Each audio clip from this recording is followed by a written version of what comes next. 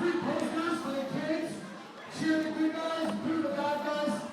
Do what I do. You can cheer the bad guys and you can boo the good guys. Enjoy yourselves. Got lots of good merch for sale over here. Say hi to Adonis. She's got some action figures, knitting package over here. Some good stuff, some good deals. Oh, I don't got you. The one they call Eating is starting right there right now.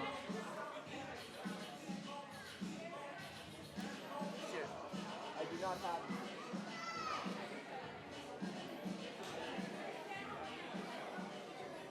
And ladies and gentlemen, at this time, may I ask that you all please rise and remove your hats for the playing of our national anthem by none other than Miss Erica Mason Coppola.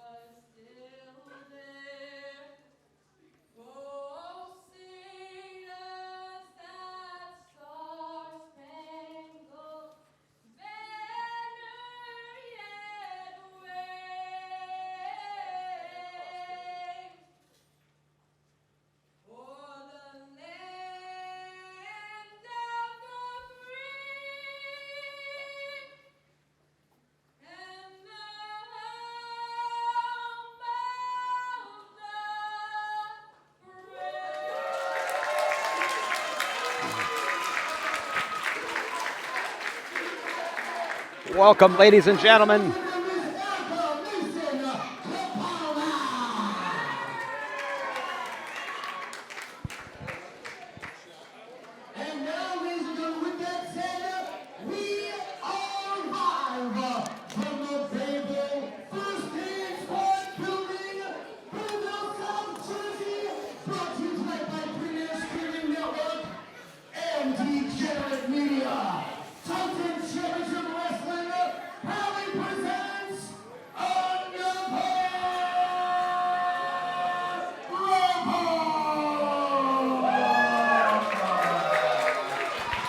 Well, welcome, ladies and gentlemen, to another fantastic event from Titan Championship Wrestling.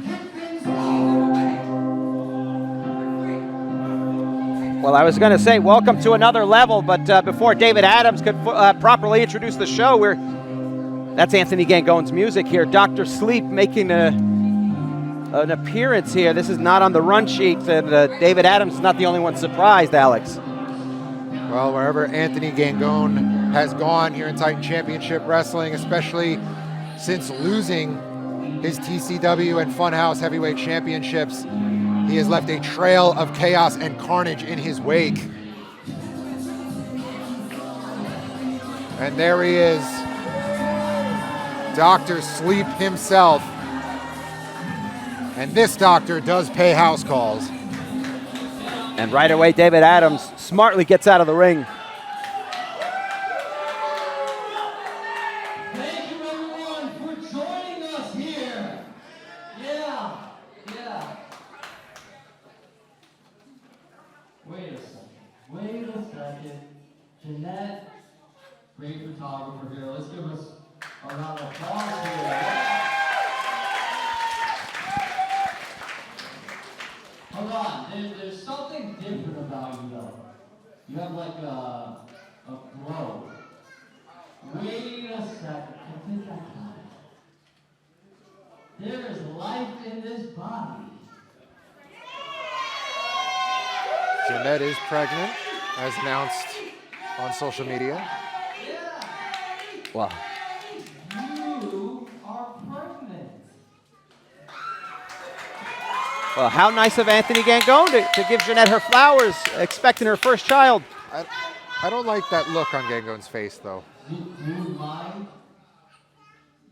Is it kicking right now? Do you mind if I just put my hand on your womb? Well, I don't like this at all.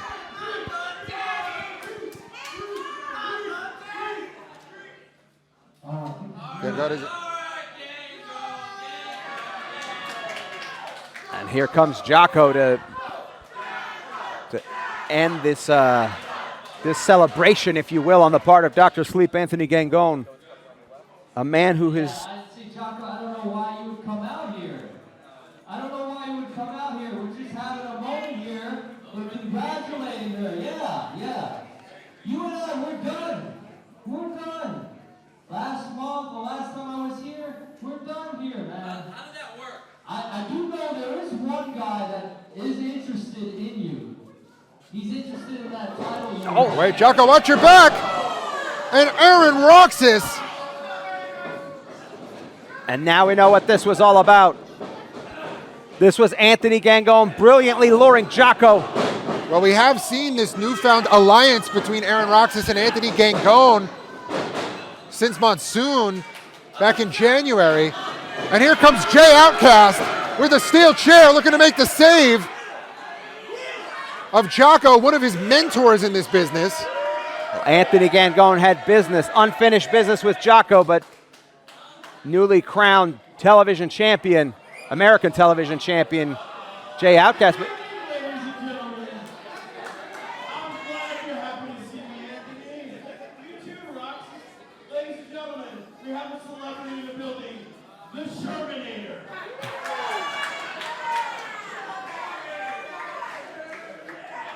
And of course, Steve Monster Mack has to butt in, the general manager here at Titan Wrestling. And he's doing his job. He's maintaining order. Ladies and gentlemen,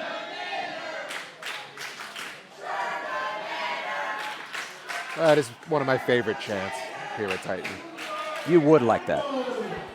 It's a great movie. what do you think you're doing? No, that's not fun. Because you know, as well as everybody else, I am all about serious competition, right? Especially on general manager now, Steve Monster Mack.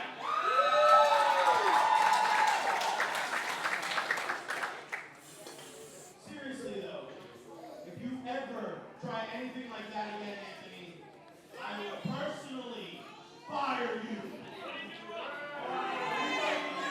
Oh, well, there you have it. GM Steve Monster Mack laying down the law. Once again, abusing his authority. I think that is a very justified threat. That was creepy as hell. I'm not going to fire him today. But what I'm going to do is, you want to have fun? We're going to have some fun today. You guys better be ready because tonight, Anthony Gangone and Aaron Roxas, you guys are taking on two champs in Jocko and Jay Outcast. Well, there we go. Tag team action made official for later tonight. And this is going to be the first time in Titan history that two reigning champions But I can give you one piece of advice. It's to lace them up tight, boys, because you guys are meeting for a fight. I promise you that. See you later, guys.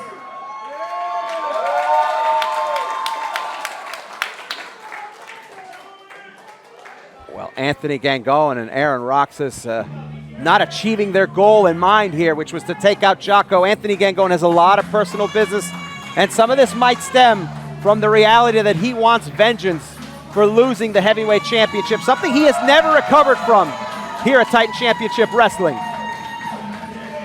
but doesn't matter how they feel about it. The match is set. He has the authority. It's now a tag match tonight.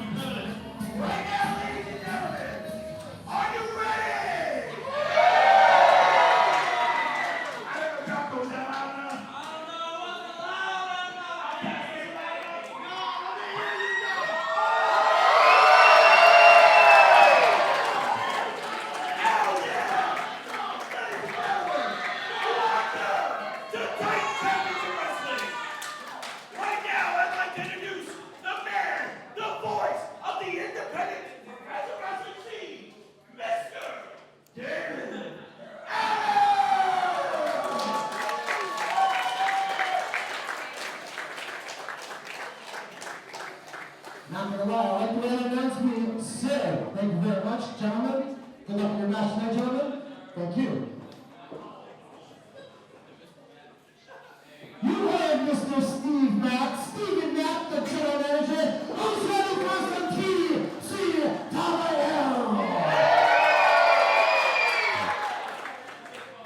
Proud to be back here at Bonjovi. First Nate's Redbird, Banner, New Jersey. Another level kicks off with the opening contest scheduled for one fall. Well, after a bit of a rough start to another level here tonight, hopefully we can get this train back on the tracks. Well, it is one of Titan's most, how do we describe this event tonight, Alex? It's going to be one of the most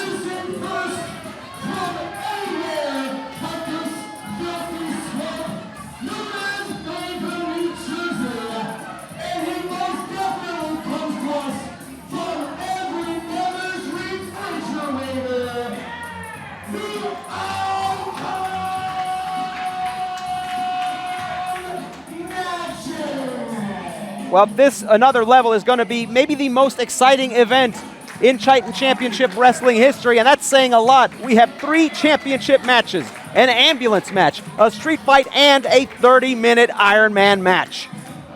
And we're kicking things off here with the Icon Magic in action, 30-year veteran. This man has his fingerprints on most of the Northeast independent scene in some way, shape, or form. Well, Magic, as of late, a bit of a chip on his shoulder, as the old cliche goes. Upset about the idea that he's looked at as one of the old timers, one of the guys hanging around the locker room, and he has a lot to prove for himself. He wants to. Well, you see him taking out some of that frustration on David Adams right now. Well, he wants to correct David Adams on the weight.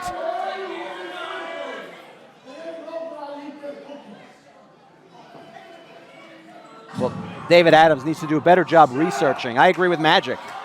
Spend less time shining your shoes. I got half a mind to let the Bellagio know that David Adams stole their curtains to make a suit jacket.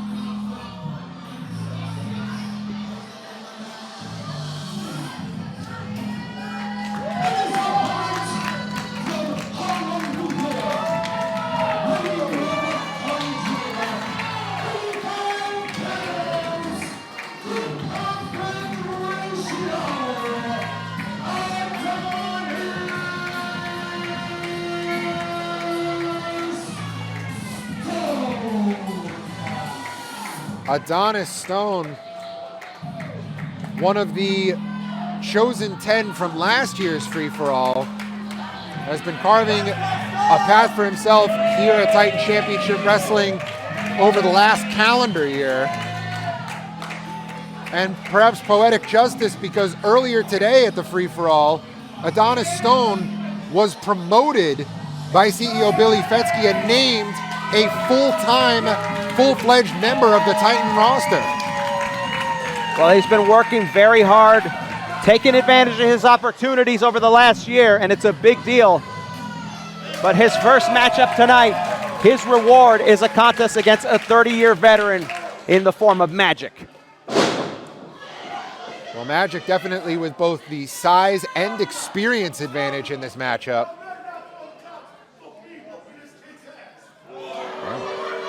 The question is, will Magic have a counter for the raw strength of the perfect ratio Adonis Stone? Well, look, Adonis Stone definitely in great condition. Ooh. And if there's one thing that these two men are about evenly versed at, it is the fine art of trash talking. Some call it the dozens. Ooh!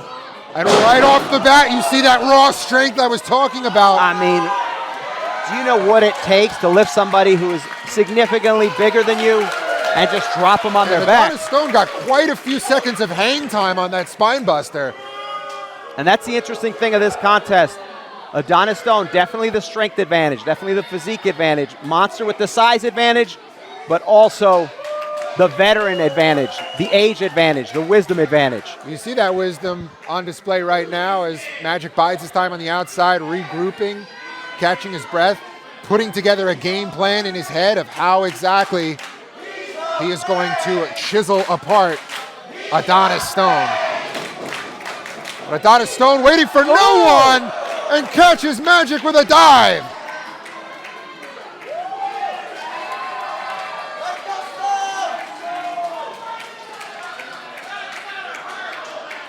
Adonis Stone now sending Magic back into the ring. But again, rather than pursuing his opponent, Adonis Stone spending a little bit too much time gloating on the outside, and that delay is going to cost him as Magic just pancakes the perfect ratio and now driving the elbow into that lower lumbar region. See, and that's the experience of 30 years in this business. Not only does he take advantage of the power slam, he capitalizes it by driving that elbow into the back of Adonis Stone. And Adonis Stone, for as successful a year he's had here before joining Titan full time, now this is the real deal now. Now you got to deal with veterans and people who know what they're doing. And that can be jarring for a young competitor. Adonis Stone went for a cross body, but Magic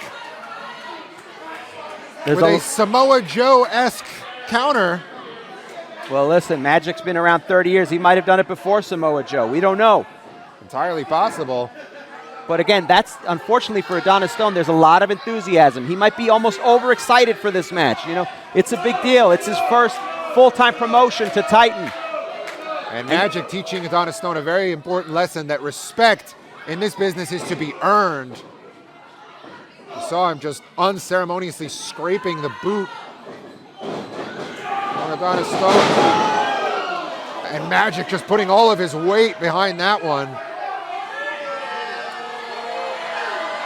But interestingly, Magic choosing not to go for the cover, instead basking in the boos of this capacity crowd here tonight in Bayville. Again, Magic letting them know he's not here for their adulation. Magic is tired of people looking at him as if he's some type of has-been. Steve Monster Mack and Billy here trying to hook him up and help him out, and he's trying to prove he doesn't need anybody's help.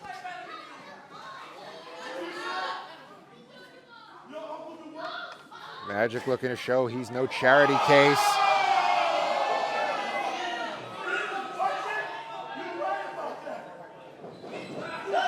Magic goes to the right hand. Adonis catches it, returns with a series of his own. Big clothesline, takes the icon off his feet. And another one.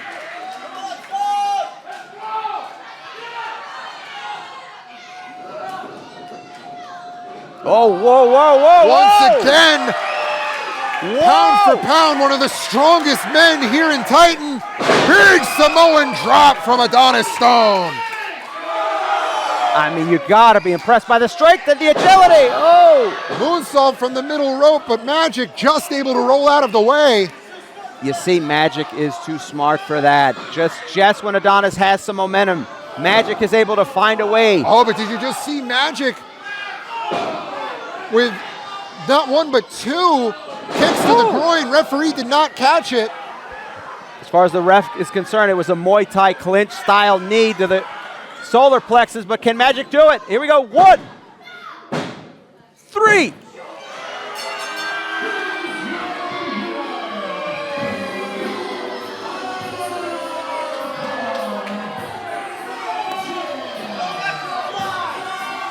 And under some dubious circumstances, to say the least, Magic has captured the win in our opening contest here tonight.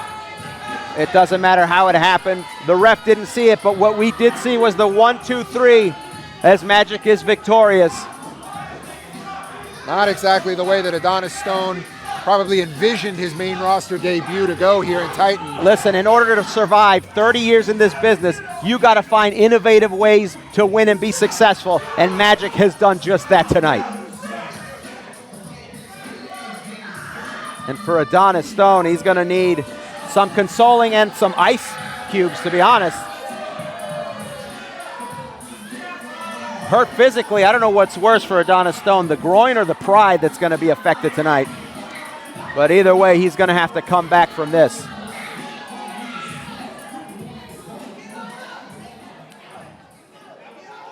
Well, as Adonis Stone makes his way back to his feet, still so much to look forward to here tonight. We have an ambulance match between the Feral Face and Big Jeff Noyze.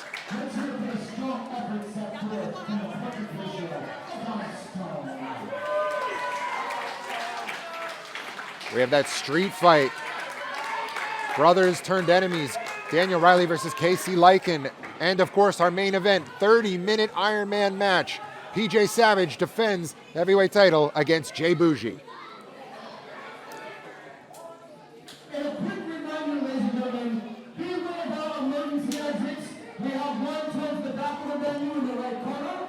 Obviously, the entrance/exit where you entered. And also, we have the bay doors back open.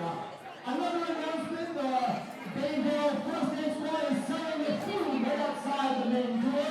Make sure you check that out. Some good food made by some good people. Let's hear it for the fine folks here at the Bayville First Aid. Today we talk about TCW, another level brought to you by Premier Wrestling and Future Media. And it's time for a title fight with our next contest scheduled for one fall. Palaces of War Championship.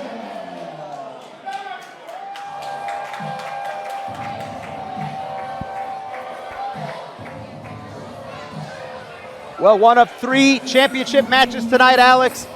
This one for the Goddesses of War Championship, as Tiffany Avatar hopes to finally get gold against Marie Valdina.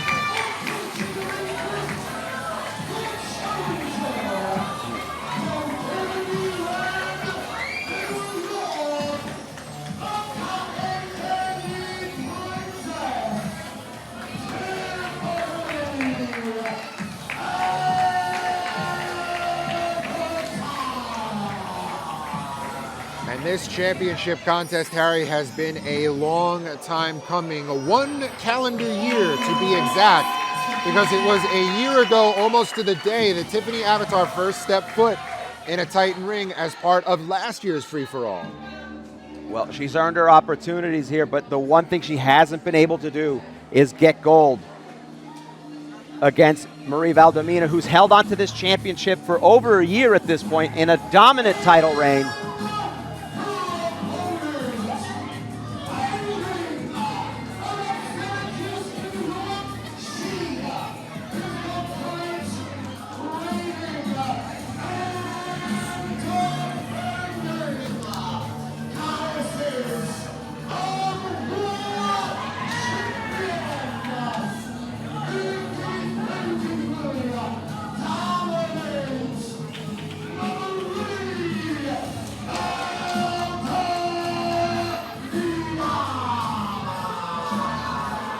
A dominant reign it has been, but Marie Valdina has made very few friends here at Titan Championship Wrestling in that time frame. Well, she only has to be friends with her checkbook and her bank account.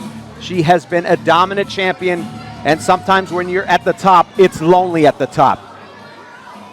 As you can see here, no love lost between these two women, coming nose to nose before the bell has even sounded. Referee Brandon Tennis is going to have a hard time keeping order in this one.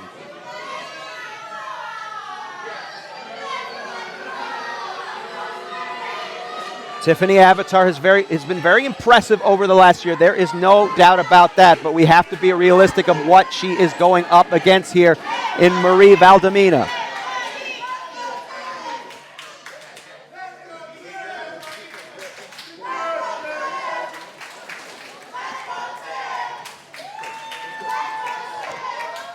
And that's what it's all about right there. That Goddesses of War Championship. One of the most prestigious belts in women's pro wrestling today. Goddess is the sister company of Titan Championship Wrestling, putting on a tremendous amount of events. And Marie Valdina showing the Cotton Candy Princess that she has zero to no respect. And there you go, see? That is why Marie Valdina has been so dominant and so successful. If you don't think she did that on purpose, you're out of your mind. She knows exactly what she's doing. She knows what egotism that Tiffany Avatar has, what enthusiasm, the promoting for the fans. She took full advantage of that, and now she's got a little bit of an advantage momentum-wise here to start this match off. Both of these women just throwing absolute haymakers.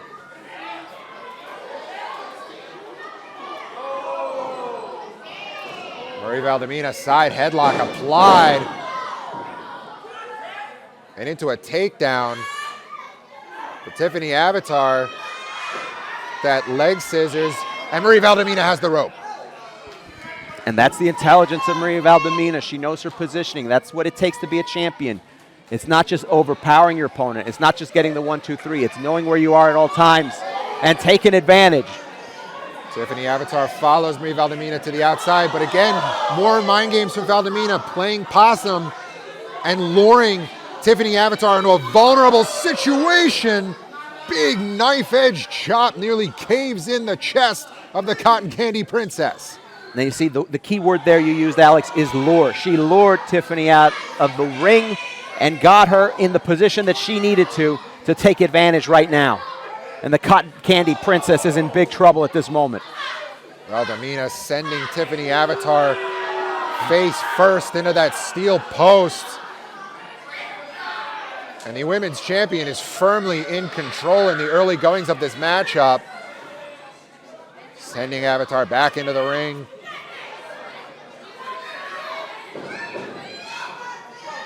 And just stomping the challenger in the midsection.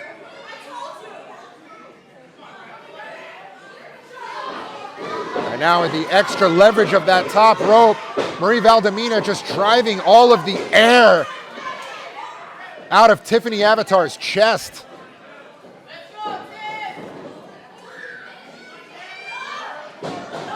And Tiffany Avatar needs some kind of reprieve. Anything from just the onslaught that Marie Valdina is unleashing. And for Tiffany Avatar, this is a difficult climb here. She's at a size disadvantage, a power disadvantage, and also an experience disadvantage. But what she has is a lot of heart and enthusiasm.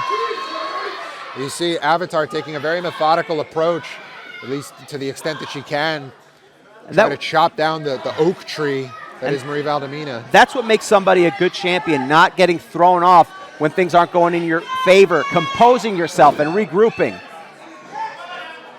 You survive the onslaught from someone like Tiffany Avatar, who has a lot of energy. She's got a lot of skill and a lot of talent.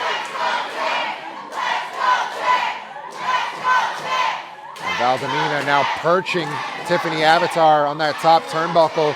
What could the champion be looking for here? Oh, but Avatar firing back.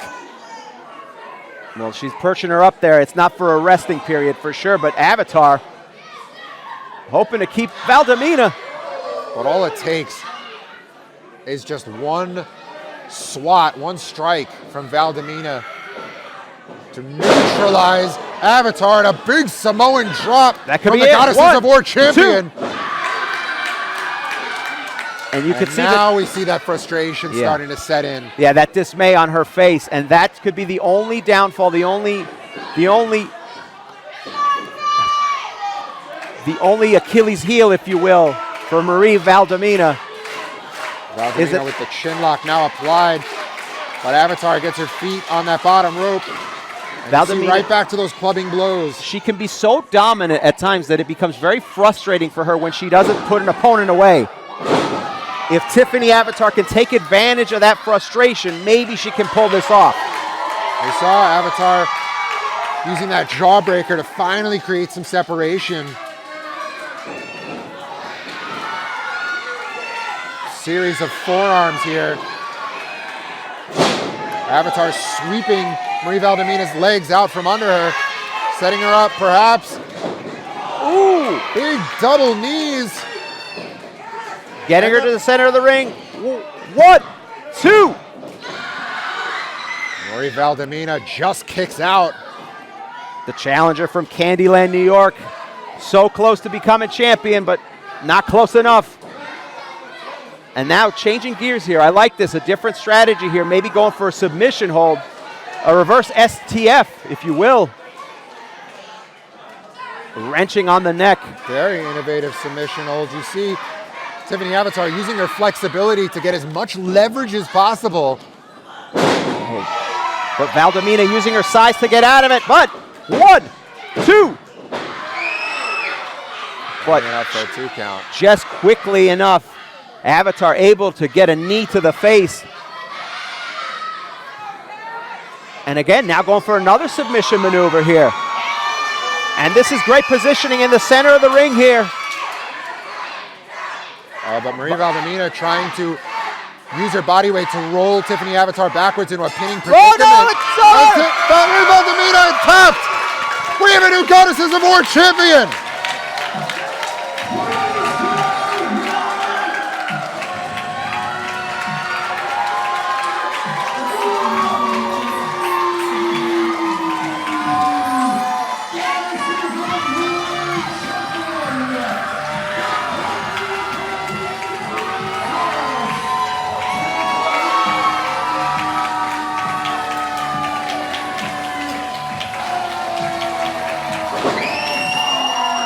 How is that for poetic justice, Harry?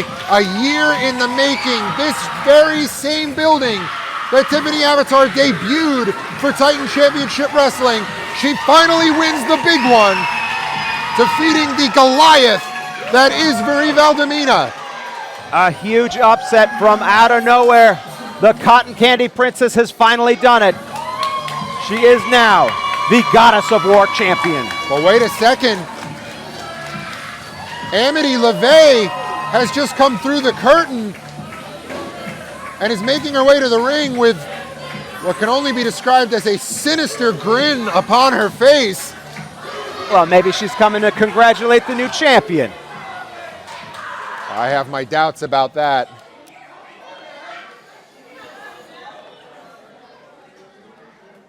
And remember again that Amity LeVay back in January at Monsoon came dangerously close to defeating Valdina for that title, but it does look like a show of sportsmanship.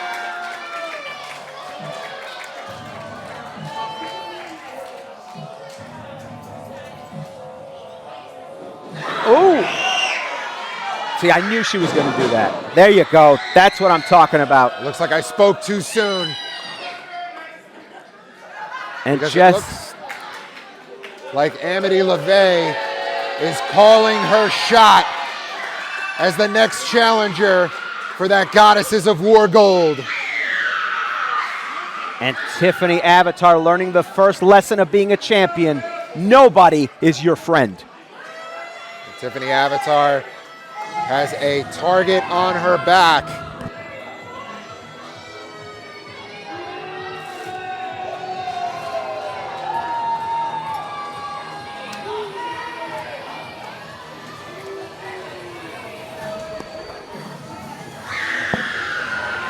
Amity LeVay showing exactly why she was the first draft pick of the free-for-all tryout earlier today.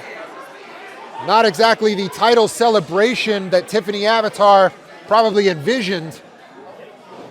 Well, that's unfortunate for Tiffany Avatar, but sometimes it bees that way. People go after you. You have a target on your back at every moment.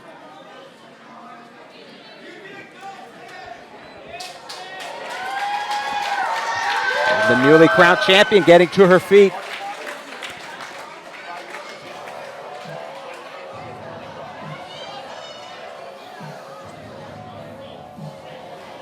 Well,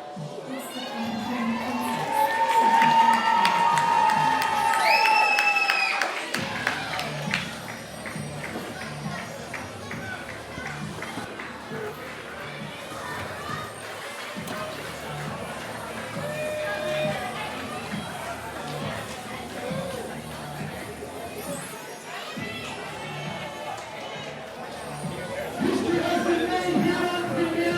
Let's hear it one more time for the new guys with the world champion, Avatar.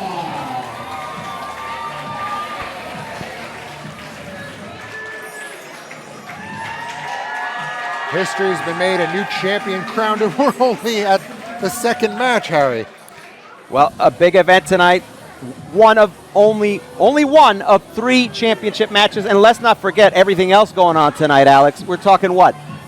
A street fight, an ambulance match, and our main event, the championship, the heavyweight championship, being contested in a 30-minute Ironman match. 3 different stipulation matches. History has been made, and we're just getting started. We are all about you, fans. Who wants to see some more wrestling? We take it to another level with this next bout, scheduled for one fall.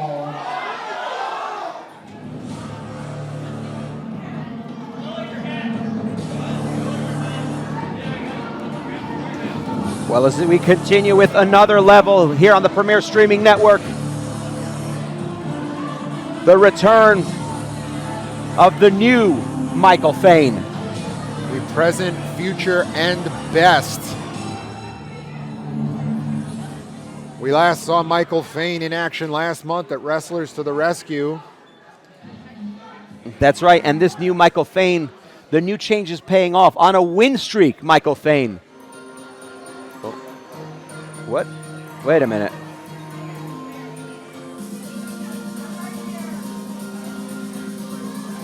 Well, before the next match continues, we're getting a visit, of course, from, well, your favorite teacher.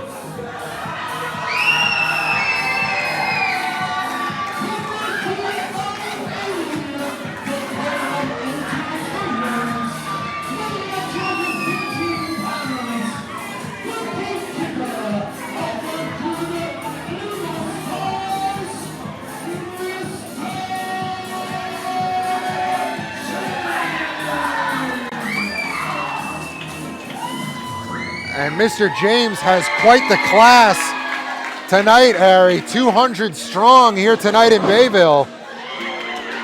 Well, these people could use a little education. They have no libraries in this town, but they have 27 Wawas. The only time any of these people do any reading is at the drive-through menu when they're ordering at McDonald's.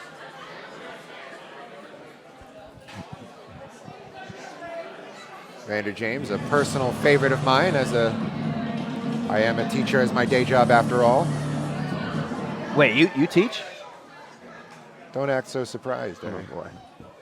You should teach some of these people how to bathe and brush their teeth. The stench in here is terrible. But the owner of Titan Championship Wrestling, Billy Fetsky, coming out to talk to ring announcer David Adams. There's a little bit confusion beforehand. We had Michael Fain's music. He is scheduled to take on Evander James. I did not see him in the back today, but that's not uncommon. Do we have a situation? About to make his way to the ring from Queens, New York, weighing at 210 pounds. He's the PFP of professional wrestling. The present, future, and best,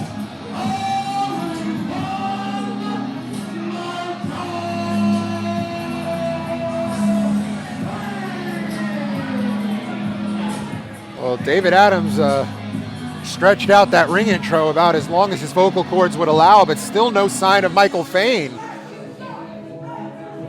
This is very strange here as Evander James and the rest of us await. But wait a second! Yeah, there we go. A hooded figure has just made his way into the ring, which I can only assume Well, there you go. is the PFB himself, Michael Fain. And the new strategies of Michael Fain continue to pay off. Doing everything his way now. Not for the fans, but for himself, for his own success. And again, it pays off as he takes full advantage here, getting the jump on Evander James. Well, as I started to say earlier, last month at Wrestlers to the Rescue, Michael Fain was perfectly happy taking that DQ victory over Face when Big Jeff Noyze punched him in the face. Oh! Michael Fain blocking a little bit of those leg scissors, able to run out of the ring there. And Michael Fain regrouping on the outside, might have bitten off a little more than he can chew, but Evander James does not allow any horse playing in his classroom. Up and through, but Michael Fain taking advantage here. Oh, Mr. but James Fain not up on the apron. Fain not aware here. And James catches Michael Fain with a big kick. Look, Evander James, certainly a tremendous athlete here. He is a legitimate public school teacher during the day, which blows my mind that he's allowed to work near children or farm animals. Look at that outfit.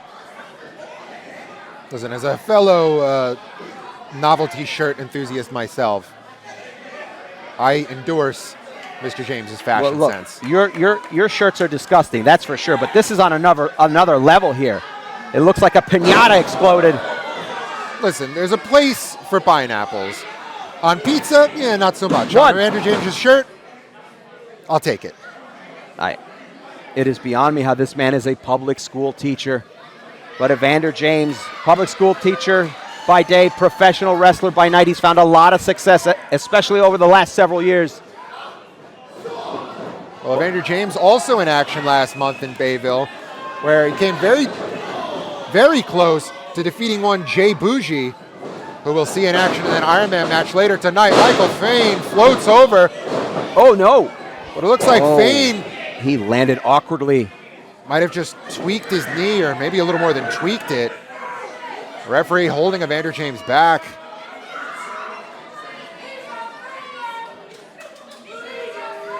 And the referee attending there to Evander James.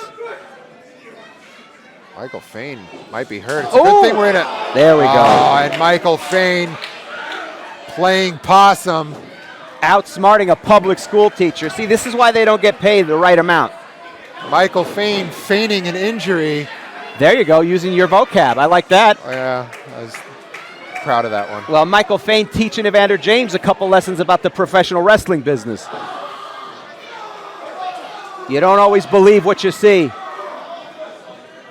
And driving that knee into the back of Evander James, driving all of the air out of the leader of the Good Noodle. Well, look, Evander James has had a different streak in him, a big change. He's changed his mentality, his approach, both personally and professionally in the ring. His technique is better. His training regimens are better. He's never looked better. He's never been better than he is right now. Evander James with a big knife-edged shot, but Fain returning it with a boot. One, hooks two. the leg.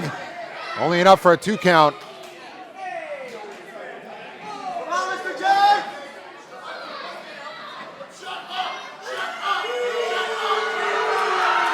But see, this is a consequence now of this new attitude. Here we go. 1, 2.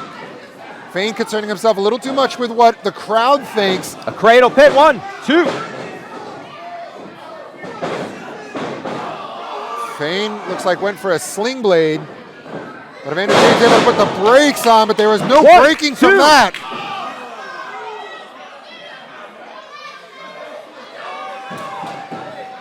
And that's that new tenacity from Michael Fain, why he's such a difficult opponent. This is a new Michael Fain. The present, future, and best. The PFB for a reason. And he has turned around his 2024 in a big fashion here. And if he can just put away Evander James. Well, Evander James, no slouch, proving that he's a very gifted technical wrestler and not just a gimmick I understand he's going to be an upcoming guest on the Entertainment Lounge as well. Well, that's correct. That's right. I wanted to bring him out. Ooh. Oh, no. Did you see the height of that step-up enziguri? Able to knock Michael Fain clean off that top turnbuckle, but it looks like Evander James might have injured himself in the process. Well, listen, there's no doubt about the athleticism of Evander James. I just wish he would focus on that instead of acting like a goofball for these fans. And there it is. This is what I'm talking about. Those good noodle stars.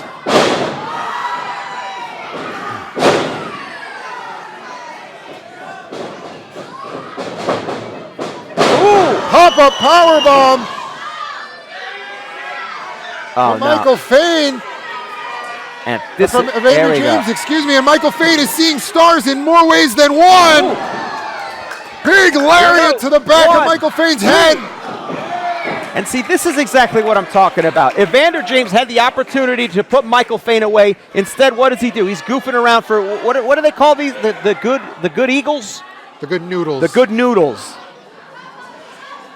He should focus more on his in-ring performance instead of taking care of these boxed wine drinkers out here. What do you know about being a good noodle? I know I don't want to be called a good noodle. I know I have to interview this guy on the Entertainment Lounge, which is going to be airing on the first episode of Danger Zone, which will be streaming on YouTube. Whoa, wait a minute. Oh, going for a roll-up, but Fain holding onto the rope smartly. Fain with a big double stomp. And such great ring awareness and technique to use that rope, eliminating any leverage that Evander James would have had. Oh, but Evander James. James could be looking for a backslide here. Here we go. 1, 2. Fain rolls through. Evander with the kip-up kick.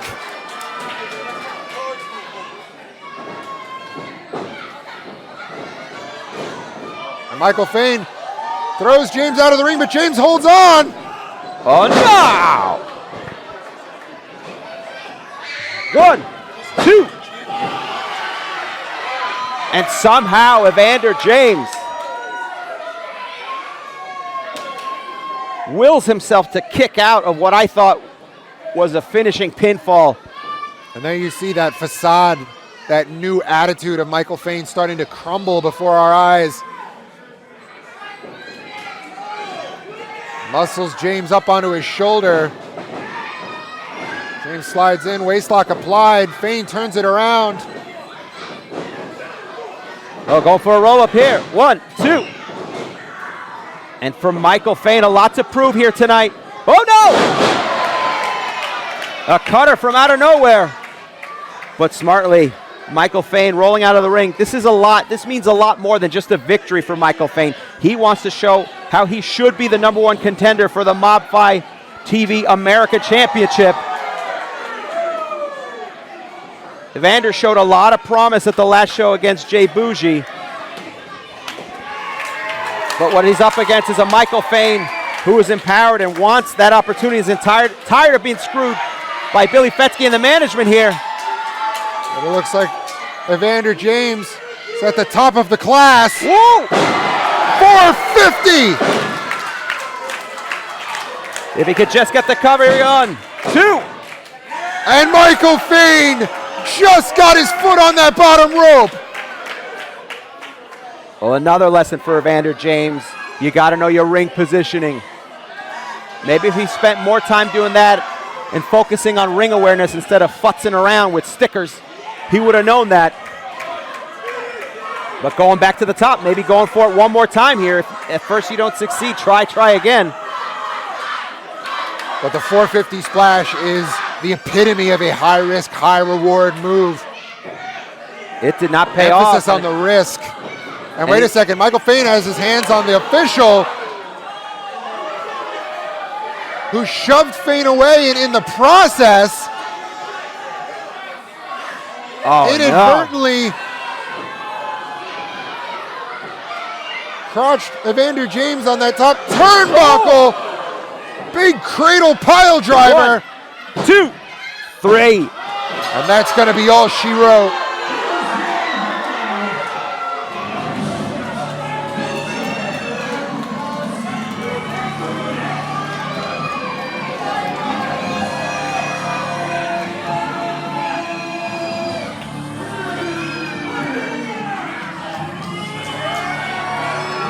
Michael Fain's win streak continues.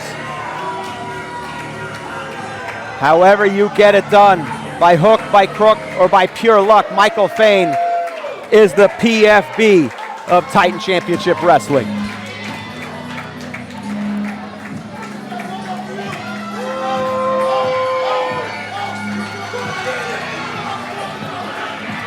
Well, we talked about the losing streak that Michael Fain experienced on the main roster throughout much of 2023. Well, a lot of that, he said, is the doing of General Manager Monster Mac and owner Billy Fetsky.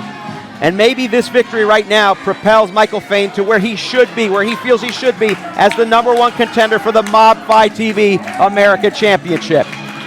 You could chalk that losing streak up to bad luck, but Michael Fain now is making his own luck.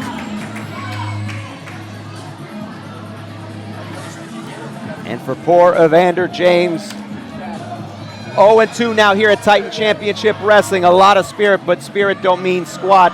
But the consolation prize, Alex, is this. He gets to be a guest on my show, The Entertainment Lounge. You can check that out on the Titan YouTube channel with our new show, the debut of our new show, Danger Zone. We're on a highway to the danger zone. I see what you did there. That's from that movie. Absolutely, but first, we are continuing to take it to another level.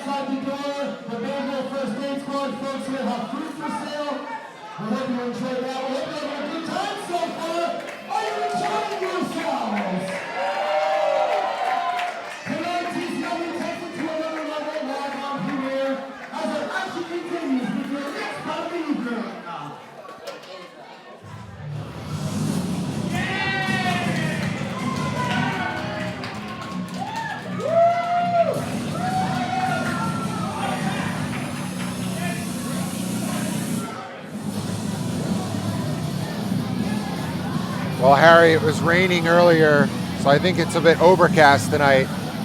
But I believe there is a full moon over Bayville as the alpha of Lycans, Cronin, makes his way to the ring. Well, wherever he goes, this man, a dark cloud follows. This man, I use that in quotes because he claims to be a werewolf? True, probably more beast than man.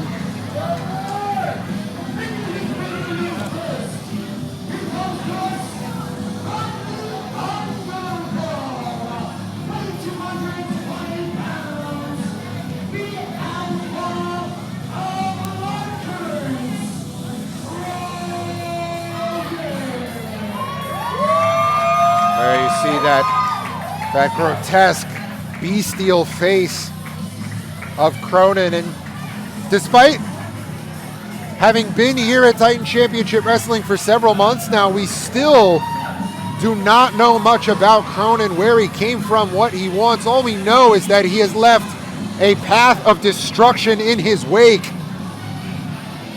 Well, not surprisingly, this werewolf has very little Googleable social media presence. We know nothing about this man, but we do know that he is a beast, both in appearance, physicality, and wrestling style.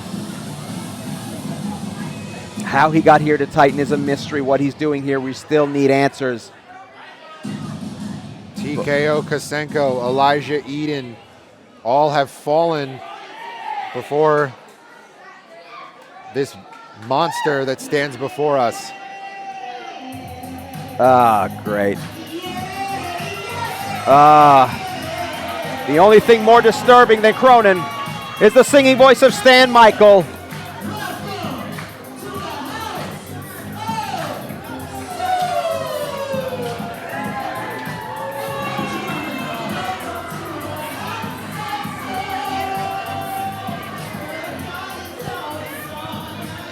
Oh my God.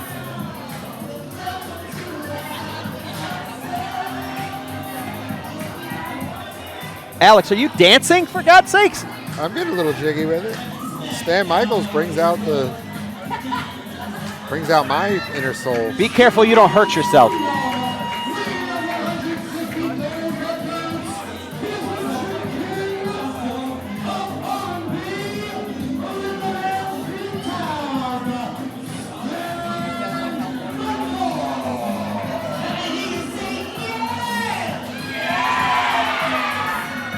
No. Very unlikely pairing of men standing across the ring from each other. Only in Titan Championship Wrestling are you going to get matches like this. An R&B superstar against a veritable werewolf. They say that music soothes the savage beast. We're about to find out. I would say that Cronin is unhappy, but that seems to be the general expression he has on his face at all times. And Stan Michael seems very unfazed, I have to say. Well, there's a lot of problems with Stan Michael, the Music Man. I have to ask, did you listen or rather watch his music video that he premiered in anticipation for this match? The music video here? No, I was busy smashing my phone against the wall. He did a very catchy remix of Michael Jackson's Thriller. Oh, wow. With his own lyrics. You know what? I want to sign him up for North Korea's Got Talent. Let's send him over. Oh, we're getting a live rendition of it now. He's doing an a cappella version of Thriller. Ooh. And the one thing that Cronin is going to have to watch out for is the quickness and agility of Stan Michael. Look, there's no doubt that Stan Michael is a tremendous athlete and a great competitor. It's just whether or not the question is his focus.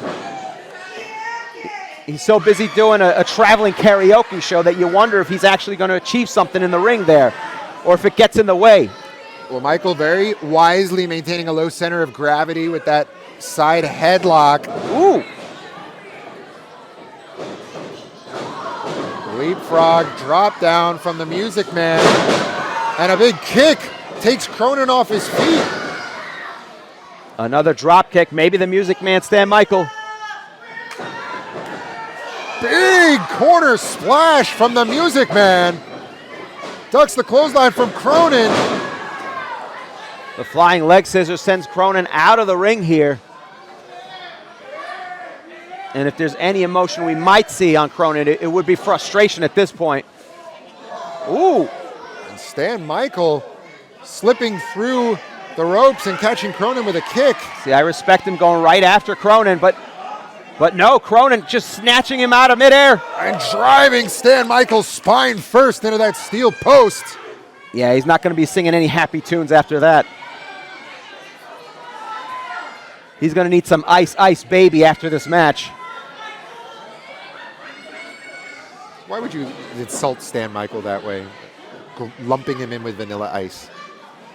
Vanilla Ice is one of our finest musicians. Don't you ever disparage him. Does anything about that man look vanilla to you?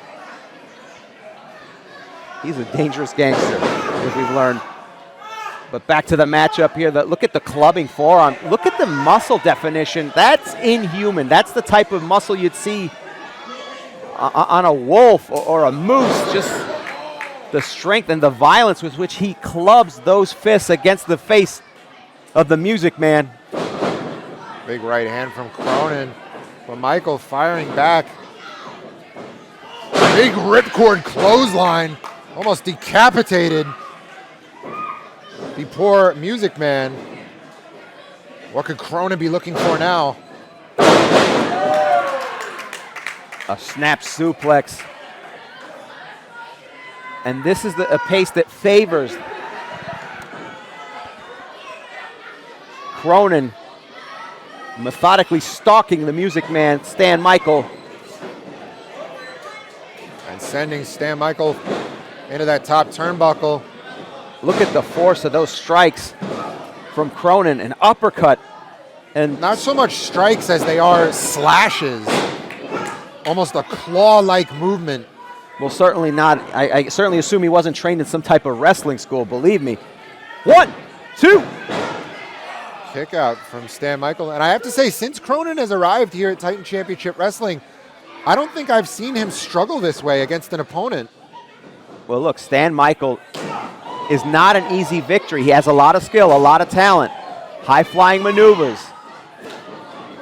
Series of hard rights. And maybe the biggest key to him is his unwillingness to give up. Floats over, ducks another clothesline from Cronin. Oh, wow. But the alpha of Lycans plants Stan Michael with a big spine buster. 1, 2. I'm sorry, did he just... Even his kickouts are musical. I love it. Did he just hit a high note after kicking out? He did. That was a perfect F sharp. Ugh. And I just picked a letter. I don't know music. Well, that's all right. You have no rhythm. I can tell just by looking at you. But Stan Michaels, again, not giving up. That is the biggest... Ooh! That's his best attribute, his unwillingness to stay down. And look at that. Springboard cross body takes Cronin off his feet. 1, Michael hooks 2. the leg. And just the power, the strength of Cronin, too much. The size advantage to Cronin, the strength that Cronin has, it takes a lot to keep him down. But you see, every time Cronin gets knocked off his feet, he just becomes angrier. And that is when Cronin is most dangerous. Ooh. Sidesteps the clothesline. Oh, catching Stan Michael in midair, tossing him into the corner here. Michael goes back for it again. Oh! And Cronin with a big side slam. It might be over. 1, 2, 3.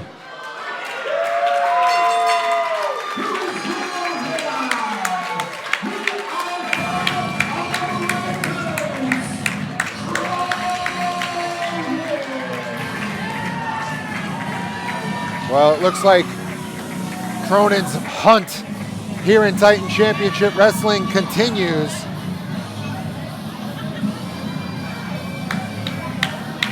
But we have to give credit where it's due to Stan Michael. Since Cronin has debuted here at Titan Championship Wrestling, I don't think I've seen anyone take him to the limit quite the way that Stan Michael did tonight. No doubt about it. Stan Michael, a tremendous athlete. No matter how I feel about him, I can't take that away from him, but just not enough to defeat the alpha of Lycans, Cronin.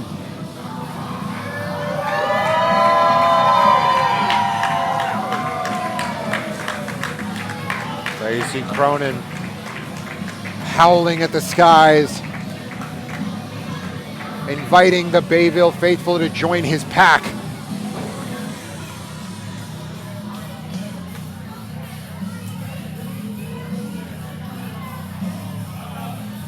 Well, Alex, tonight's event, another level, and we are taking it to another level. Tonight we are having 3 championship matches. We already saw a championship title change hands as the Goddesses Championship, as Tiffany Avatar won her first championship here at Titan. But in addition to those 3 championship matches, we have a 30-minute Ironman match in the main event. We have a street fight, brother versus brother. And what we're about to experience now is something we've never done in Titan, an ambulance match. And then she said, how brings over wrestling and recovery. 3 poster making for the kids. Vendors here with action figures for sale. Say hi to our friend Adonis. She got all kinds of goodies over here. Say hi to the woman called Lyon. There'll be lots of new people in this as well. And we're not in intermission yet. We are live on premiere, brought to you in part by the general media. As it is now time for the match. And in this match, there are no pinfalls or submissions, no comments or disqualifications. The only way to win is to incapacitate your opponent, put them in the back of the ambulance, and shut both doors completely.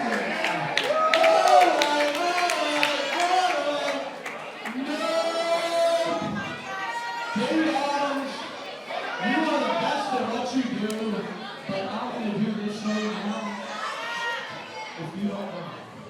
Ladies and gentlemen, Esperanza. Well, you don't have to tell David Adams twice. First match.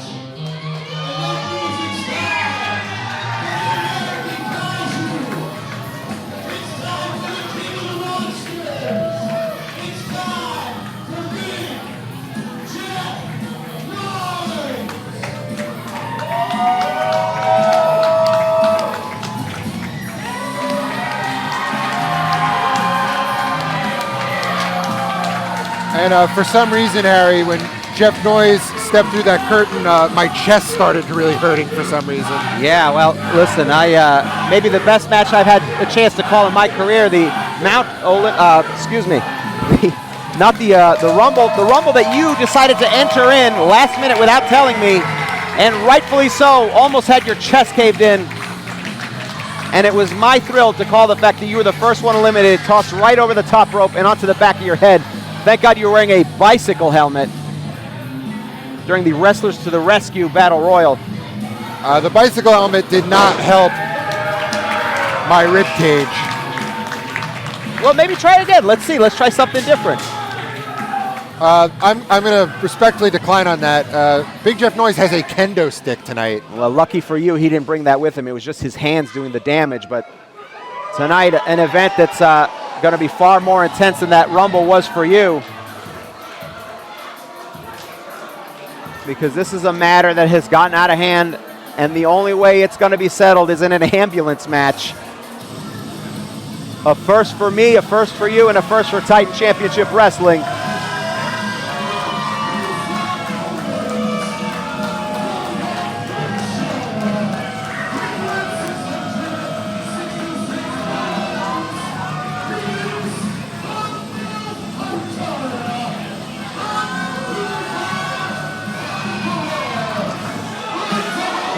Whoa! Oh, wow! And Face and Jeff Noyze not waiting for the bell or even for the end of their ring introductions. Well, it's bring your furniture to work day apparently here, and SB Anderson hightailing it out of here smartly as the Feral One Face, wasting no time. This is a matter that has become very personal very quick. Oh, no, come on now, leave him alone. He's not an in-ring competitor. He's a retired man. As you can see in the background, the gates here. The strength of Face. Oh! Lifting SB Anderson over his head, but Jeff Noyze going to work with that kendo stick. And behind him you see that the garage doors of the Bayville EMS building have been opened, and the ambulance is in position. Wait. There it is. There it is. And we thank our friends at Bayville EMS for providing us both the ambulance and the venue for tonight's event. That's right. This is the first time I've ever plugged an ambulance before. A first for everything here, but this matter. Let's remember how this all got started. Jeff Noyze holding the open body slam challenge, offering $5,000 to anybody. SB Anderson offered $5,000 to anybody who could body slam Jeff Noyze. And during my segment, the Entertainment Lounge, we had that open challenge. And Face, after the challenge was done, cashed in, body slammed Jeff Noyze. And already Face busted open. You can see the top of his head.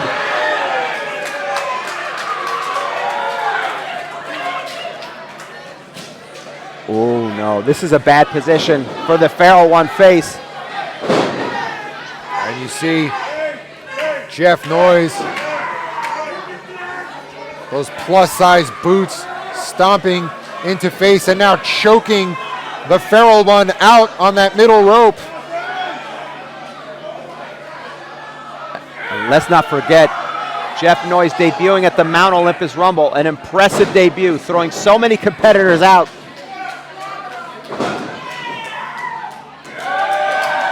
And as if Face didn't do enough, striking back here with those fists, those wrapped fists, normally wrapped in tape or rope, but a big black hole slam from Jeff Noyze.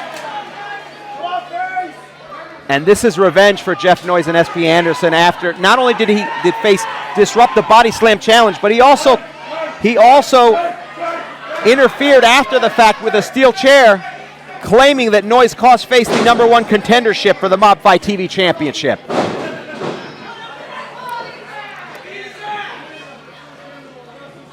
Oh, no, oh! And Jeff Noyze sent up and over that top rope. And he is dazed here. SB Anderson checking on his client. But no! Oh! Big tope suicida from Face. Another interactive fan experience here at Titan Championship Wrestling. Oh! And Jeff Noyze sent face first into that steel post. And as you can see, both referees, Brandon Tanis and Johnny Q, here, and all they can do is watch the action. There are no pinfalls in this matchup. There are no submissions, no countouts. The only way to win is to shove your opponent into the ambulance and close both doors. And in order to do that, you are going to incapacitate your opponent until they can no longer fight back. And even if Face wins this matchup, he still might need a ride in that ambulance. Because Face is busted open, and what on earth does he have in his hand now? Oh no. What is that? That's a pair of pliers? That's a pair of That's a pair of pliers, needle nose pliers. and again, SP Anderson runs out. Oh no. Oh no, that nose ring in the septum of Jeff Noyze.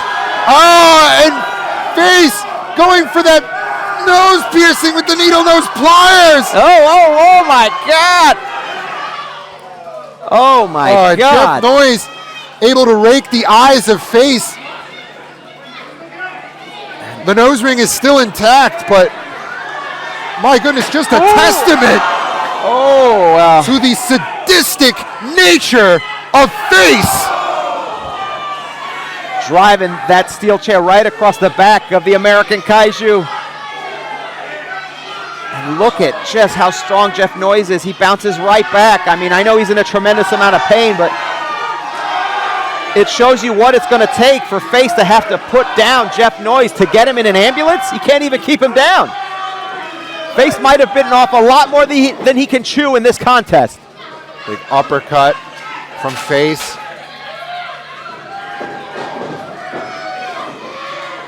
But Jeff Noyze firing back.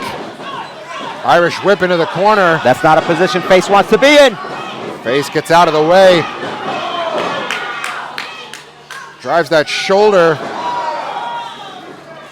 into the midsection, and then the elbow follows it up. The high impact bulldog. And that's good, but the problem is Jeff Noyze is in the center of the ring in order to win this match. See, that's on instinct that you go by in a normal contest for somebody like Face, where you have to get your opponent in the middle of the ring. That's very smart under normal circumstances. But here, he's got to get Jeff Noyze out of the ring, incapacitated, and then somehow lift him into the ambulance. Or he could do this. Oh, no. What could possibly be tied up in that?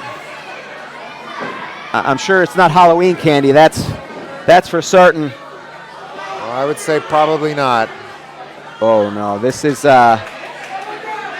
what I feared would happen in this contest here. Knowing Face, I think he's got some of his favorite toys wrapped up in that bandana. Yep. Puppy. No. Thumbtacks. And SP Anderson chooses now, of all times, to involve himself in this match when thumbtacks have been introduced. Well,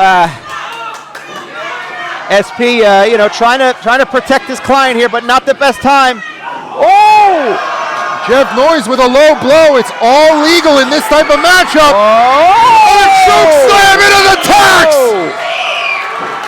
Oh no! Oh, but Face is making a snow angel in the thumbtacks. This man thrives on pain. The man is a psychotic. Forget the ambulance. Drive him to a psych ward. He's a maniac. Are you kidding me? And you see the back of Face studded, riddled with dozens of thumbtacks. Oh, and dozens of puncture wounds. You see them embedded in his arm. Oh no! SP Anderson diving, but sent into the ambulance here. But SP Anderson not a competitor in this matchup. Cannot win by putting SP Anderson into the ambulance. Oh, but Face and Jeff Noyze, both men are now in the ambulance. Grabbing him in a front face lock.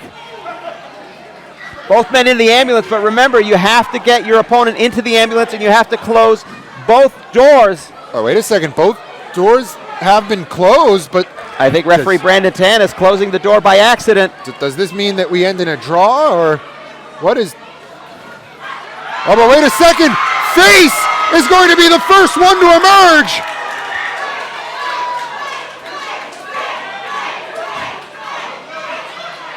And just like that, Face has won the first ever ambulance match in Titan history.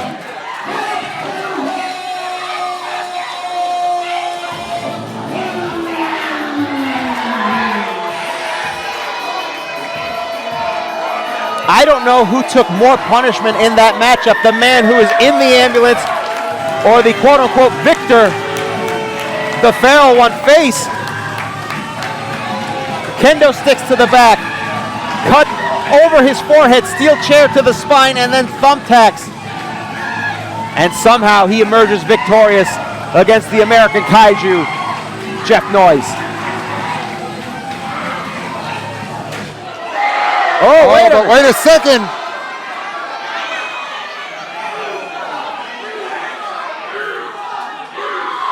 Michael Fain apparently with some unfinished business from last month. Even though Michael Fain won that contest, I guess he's not done with feral Face. I guess Face is going to be needing that ambulance after all.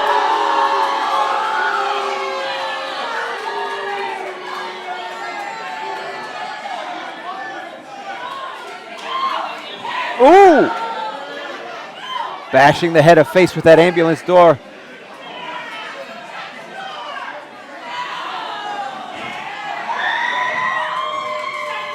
And Michael Fain making a massive statement here. And there they go. Ambulance is pulling out.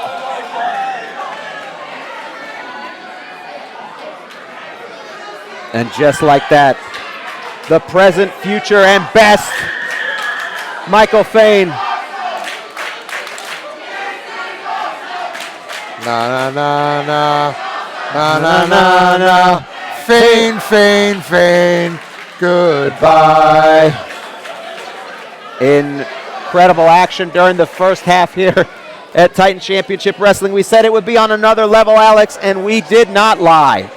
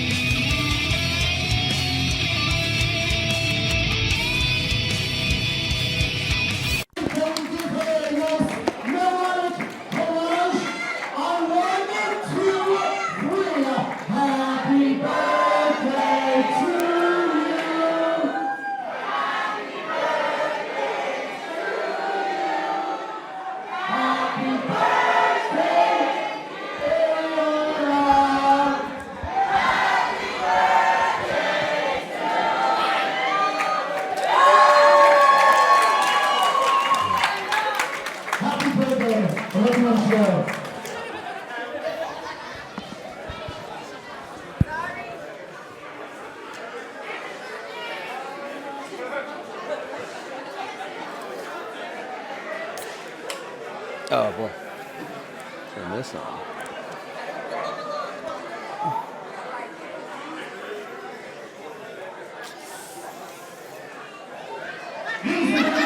Right now by TCW owner Mr. William Fetsky. Now Mr. Fetsky has lost his voice this evening, so nothing has his mouthpiece. And he just wants to, from the bottom of his heart, thank you all so very much for coming out tonight and packing the Bonjovi first week's not winning. It's raining, it's pouring. Give yourselves a round of applause. We love you, we thank you, and we hope we give you a memorable second half to match when you saw us over. Thank you, sir. I'm just waiting for the thumbs up from the bosses. But once again, the fruits for sale by the entrance exit. For those of our friends that are wrestling in recovery, say hi to them. They've got free poster making. Information or literature if you're looking to help us out by making our friendly trying times. We've got the wrestling merchandise for sale.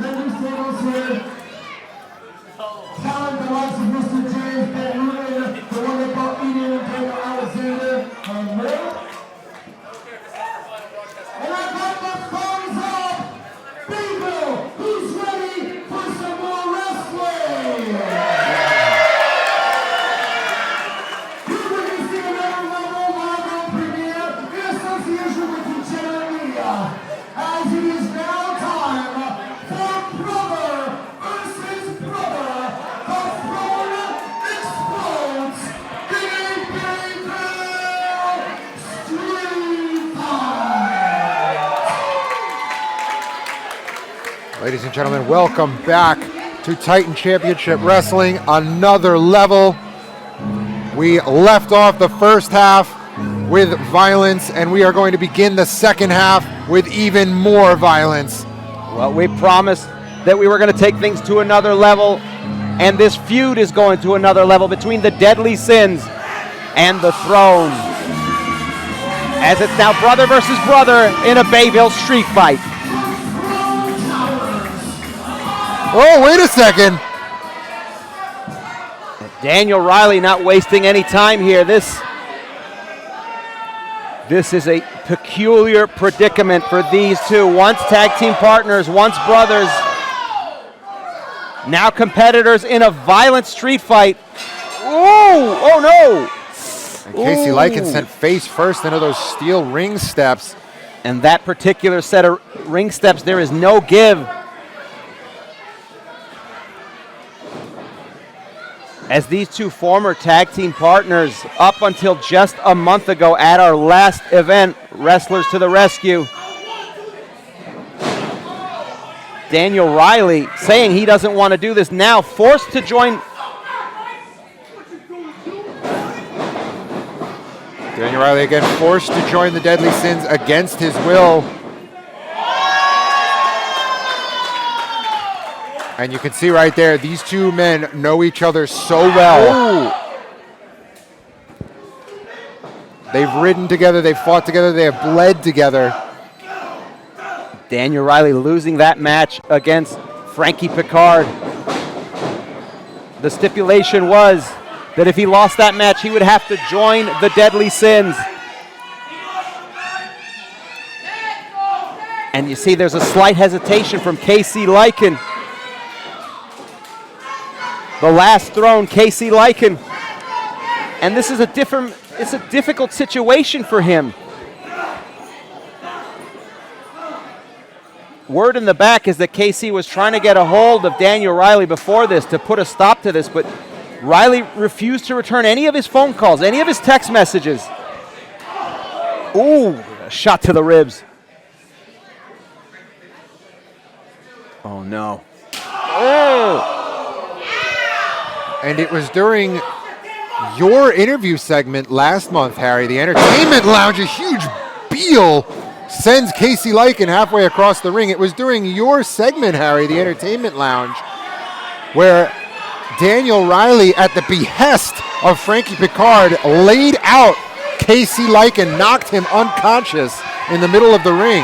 Well, he had no choice but to do it, to follow orders, because his contract after losing that matchup is now in the possession of the Deadly Sins. So if he wants to continue wrestling, he has to do what they say.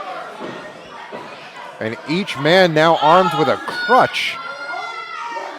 But look at how similar the thought process was.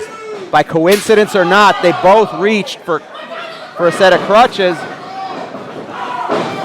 And again, no disqualification here in this Bayville street fight. Perhaps some symbolism here, because the brotherhood between these two could be injured beyond repair.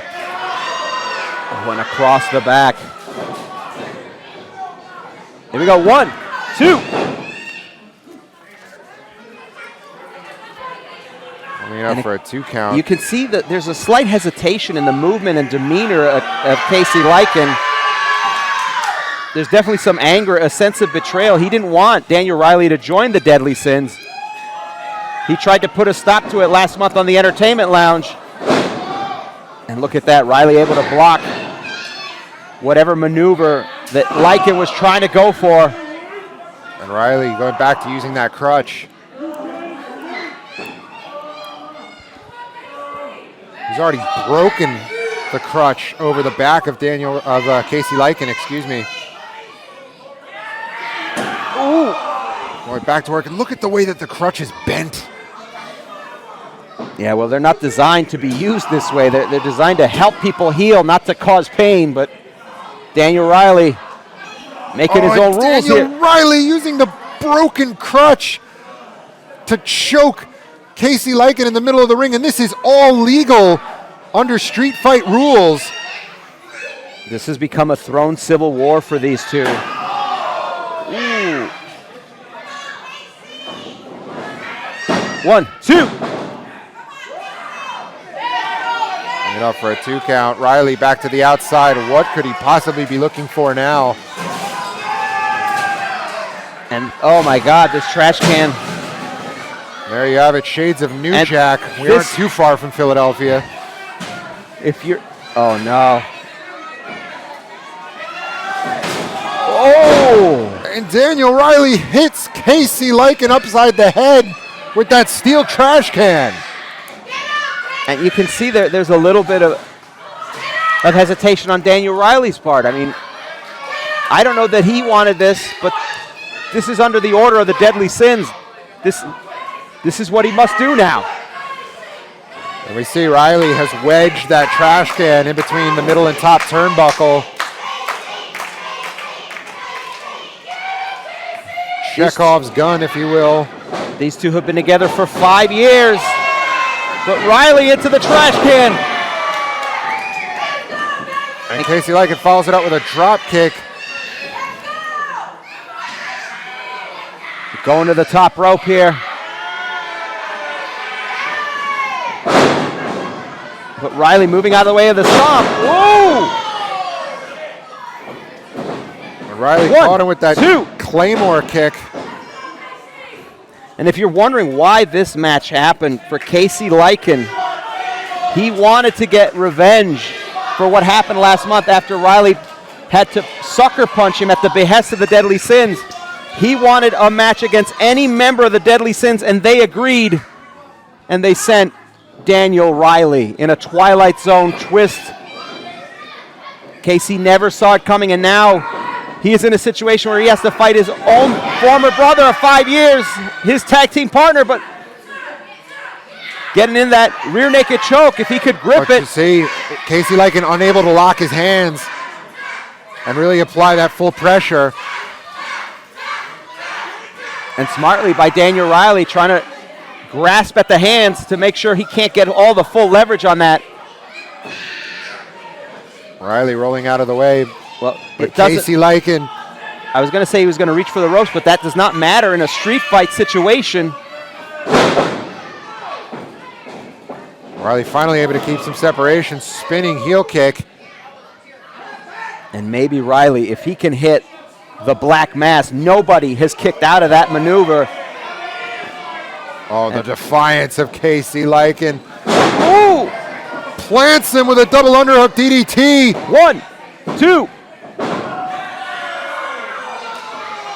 And the last thronesman, Casey Lycan, refusing to stay down.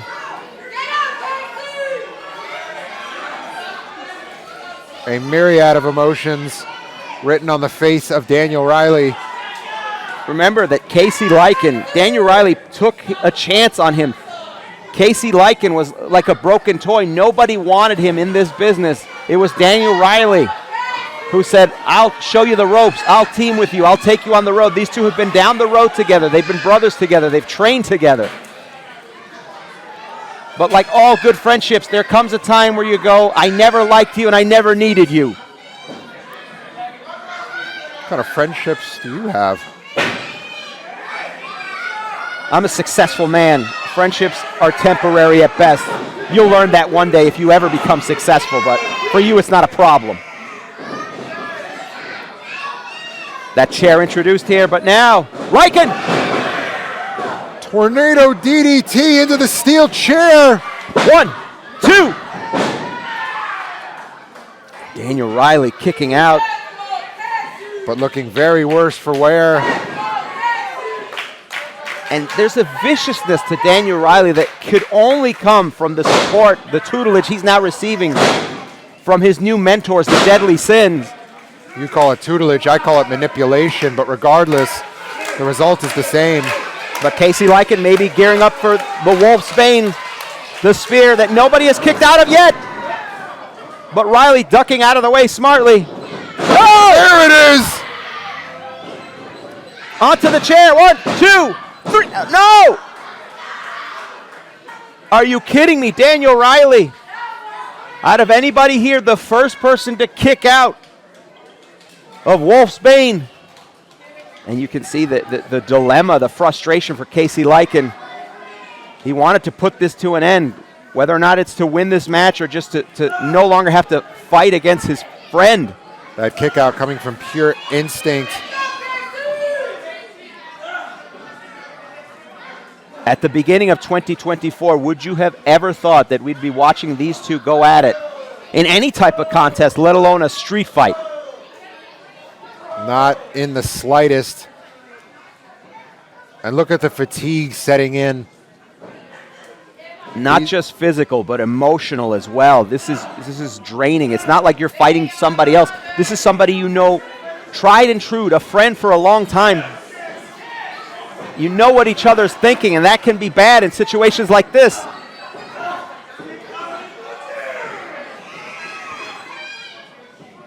Looks like both men getting a bit of a second wind here. Casey Lyon catching Riley with that high knee.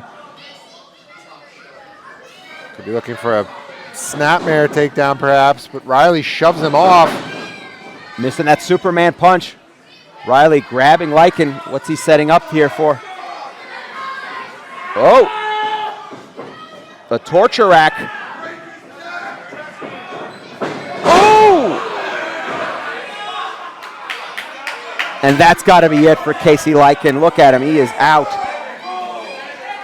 But Daniel Riley not going for the cover. What is this? What is going on with him? Devastating maneuver. Wait a minute. He is reluctant, but Ben Castle now at ringside. one of the deadly sins coming out.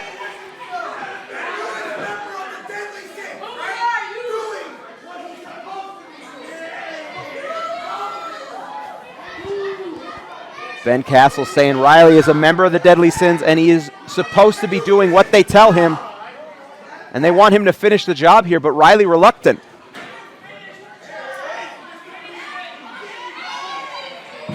Oh no.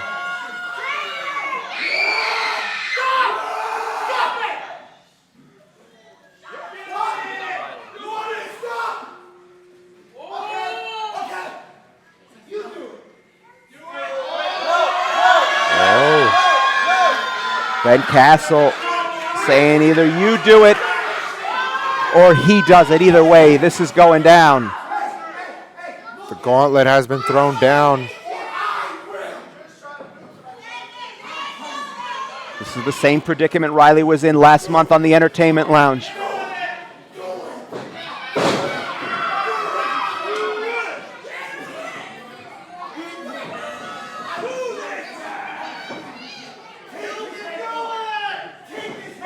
You can see tears in the eyes of Daniel Riley.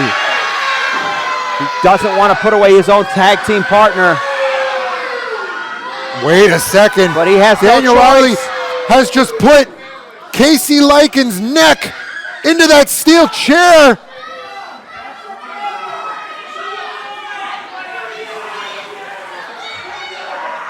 No, not like this. Don't do it, Daniel.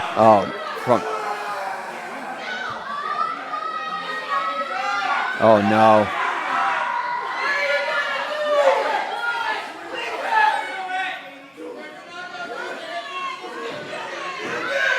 Oh!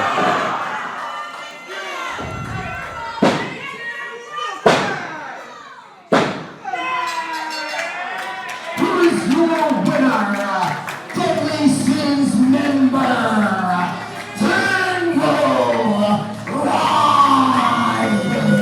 Harry, Casey Lyon's neck could be broken. And it was done at the hands of his own brother. Daniel Riley, inconsolable right now. As the Deadly Sins come out to celebrate, he is in no mood to celebrate. As we see Casey Lyon, he has not moved since taking that stomp on the chair that was placed across his trachea. There could be a number of things wrong with him. Well, the only saving grace of this situation is we are in an EMS building, so thankfully we do have medical personnel on hand. Well, that's certainly no consolation for Daniel Riley, whose poor decisions, unfortunately, have led him to a predicament that he never wanted to be in. Victorious in this Bayville street fight, but it certainly doesn't feel like a night of celebration for Daniel Riley.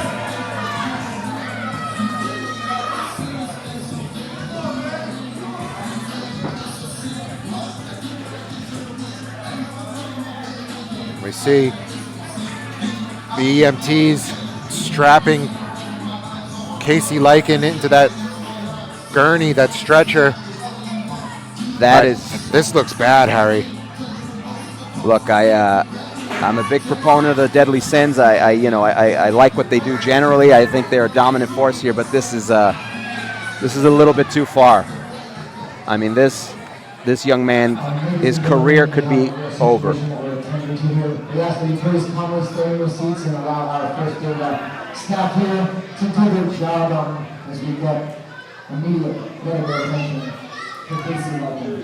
And Alex, for the second time tonight, we were seeing the ambulance, but under much different circumstances. That was a matchup where the participants knew they'd be involved. This is a predicament where Casey Lyon needs immediate medical treatment. And he will be on the way, presumably, to a hospital of some kind. On his way to a local medical facility so he can receive the best care. And we hear a KC chant from the Titan Nation.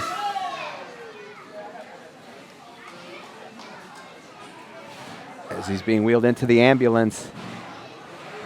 Once again, we have to thank our friends at the Bayville EMS, performing a little bit more work than anticipated tonight. But well, Alex, this event tonight, another level. We knew it would get violent. We knew it would be intense, but I don't think either of us expected that. Boy, oh boy. Sorry, we got to regain our composure here a little bit as we can. We're going to obviously allow the staff to take him to the hospital and tend to him. All we can do is allow the show to go on. We are Titan Championship Wrestling. We're taking it to truly another level tonight from the Bayville First Aid Squad building.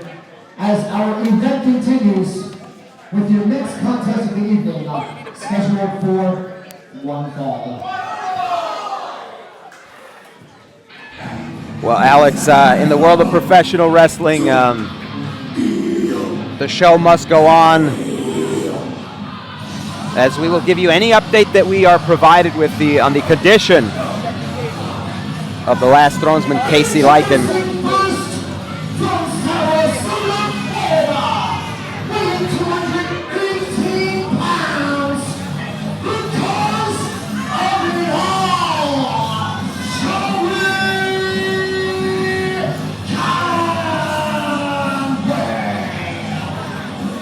Well, this is a matchup, Harry, that when it was announced, I was incredibly looking forward to. Joey Conway has been having a very impressive run since debuting in Titan Championship Wrestling at the Mount Olympus Rumble back in November. He made it to the Final Four.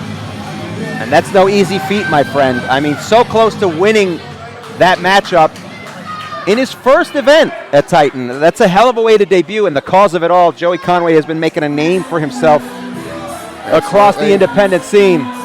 Followed it up with a win over Vinny Pacifico back in Monsoon. But his opponent tonight,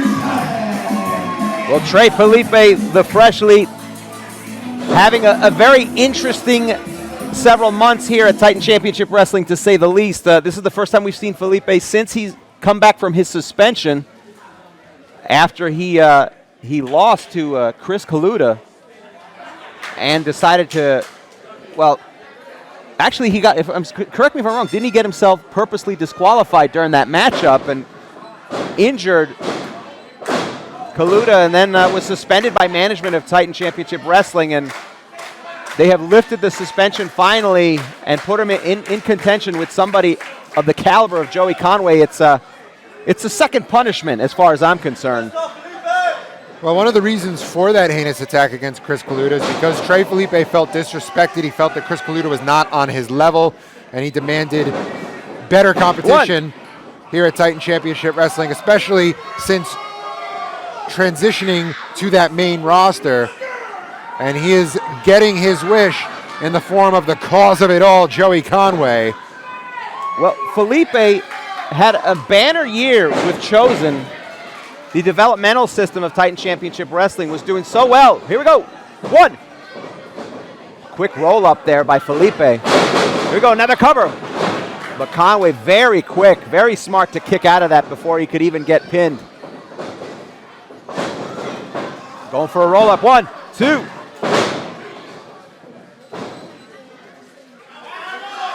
Yeah, Felipe playing some mind games, perhaps. Well, Felipe has all the makings of a future superstar. I mean, the physique is there, the athleticism is there, the skills are there. The problem is people wonder maybe about a maturity situation. You know, you go from a developmental system, you do so well. When you get to the big league, sometimes you struggle for a little bit, and it can mess with you psychologically. Speaking of mind games. Well, Joey Conway, you don't play mind games with somebody who's a master at it. Joey Conway, Felipe up and over. Lands on his feet off that moonsault. Catches Conway in the head scissors. Follows it up with a beautiful drop kick, and Trey Felipe is all fired up. You know, it looks like that suspension might have done a lot to clear his head a little bit. Sometimes it takes something like that to change your perspective on what's going on. Like I said, Felipe has a lot of talent, a lot of skill, a lot of ability. I think he could be a great competitor. He just has to get that one win to turn things around, and this could be it. I mean, if he could beat Joey Conway, what a massive upset that would be. What a big momentum changer that would be for Trey Felipe. Conway fires back with a big right hand.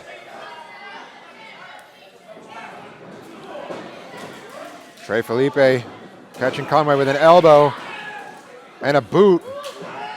Oh, see, but that is not going to help you. Oh, not only did Joey Conway sweep the legs off the second rope, but the back of his head bounced off the turnbuckle. And now a big stomp, and now Conway going to work on the ankle of Trey Felipe and the hand as well. And, you know, it's those little differences that are the difference between defeat and victory right there. It's those little nuances. Trey Felipe just for a second took his eye off the ball, and you can't do that against somebody with the wrestling caliber of a Joey Conway. Joey Conway so methodical by stomping on the wrists and ankles of Trey Felipe. He has effectively diminished all of his offense. 2. Well, look, Trey Felipe, he utilizes a lot of speed, a lot of agility, a lot of lucha libre style, and you can't do that if your ankle is twisted and damaged. And this I like from Joey Conway too, changing the momentum of the match, slowing things down to his pace, making Felipe wrestle his match, getting him in the center of the ring so that he has to expend oxygen and energy. Oh, but you see the incredible athleticism of Joey Conway. And that's not just showing off, my friend. That is yanking down, pulling leverage, and then using momentum to create even more pain on the neck of Trey Felipe. Driving all the air out of that windpipe. Conway with a big clubbing blow to the back. There we see the educated feet of Trey Felipe. And now giving Conway a little bit of a taste of his own medicine, stomping those hands. And that's that quickness that has made him so successful. 1, 2. That quickness that made him so successful at Chosen, and he's trying to now transition that momentum into Titan. And Felipe, there was a little bit of hesitation what to do next there because you have to make a decision. Do you pick up somebody like Joey Conway or keep him down? And obviously he made the wrong decision because Conway was able to take full advantage.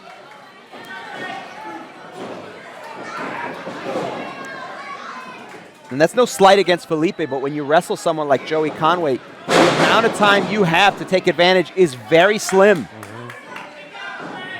1, 2. Conway, a champion in multiple promotions. who's had a very successful last several years. And it's part of the reason he's here at Titan Championship Wrestling, as we bring in the best and the biggest stars on the independent scene. And look at that. Just raking the face of Trey Felipe. He ain't pretty no more. See him just grinding that forearm into the face and forehead of Trey Felipe.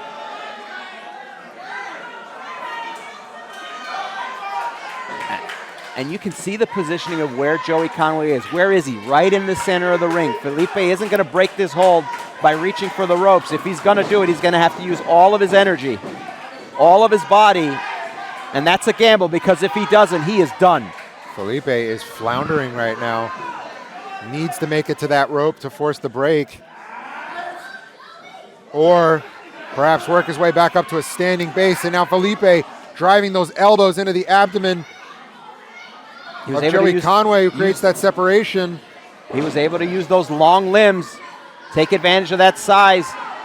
Up and over! Neck breaker from the second rope. But that took everything out of Trey Felipe. Both men are down, and you can bet that the first person back to their feet is going to have the upper hand in the next stage of this matchup.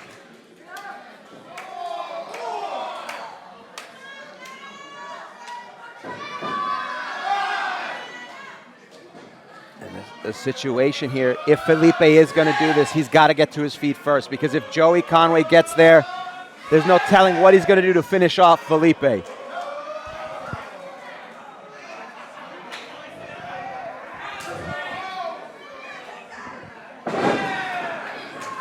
saw Felipe putting all of his body weight behind that elbow. And that is fatigue there. He used all the energy he had to land that blow.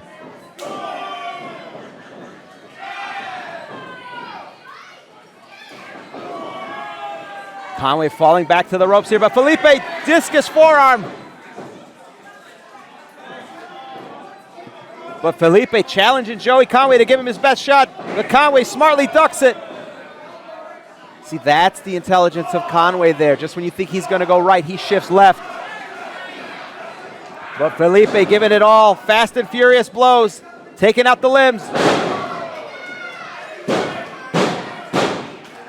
And Conway is dazed in the corner. Can Felipe capitalize?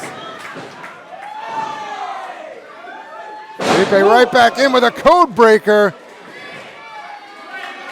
Oh, how unfortunate for Trey Felipe, though. Joey Conway bounced up, sliding through the second rope there. Oh, but this is positioned Conway perfectly. Woo!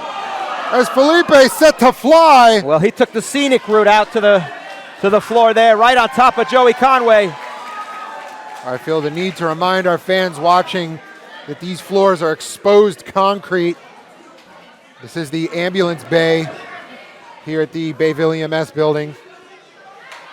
Well, we've already seen an ambulance twice here. Let's hope we don't have to see it a third time as these two competitors get back to the center of the ring. But Felipe going for maybe a moonsault or looks like he was going for the fresh cut. Oh, Conway catches him.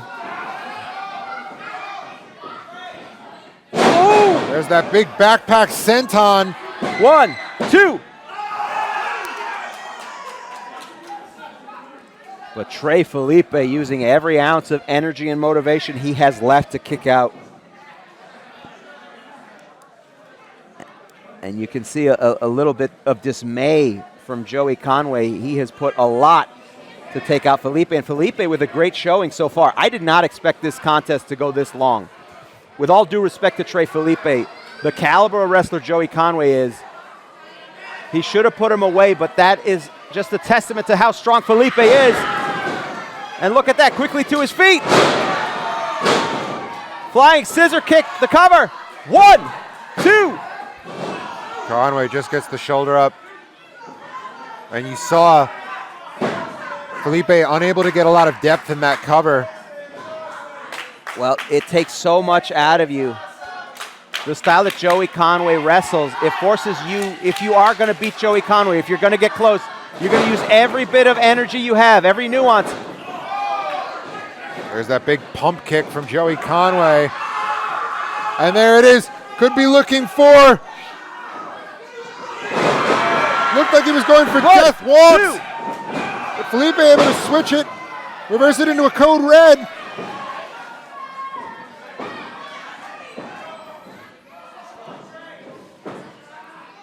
And now Felipe might be able to do this. If he could do this, it would be a massive upset. Can he take advantage here of a prone Joey Conway? But Conway fighting his way out. Felipe reverses that waist lock. Conway has a hold of referee Brandon Tennis. Low blow, but the ref didn't catch it. And now Joey Conway looking for death walks. 1, 2, 3.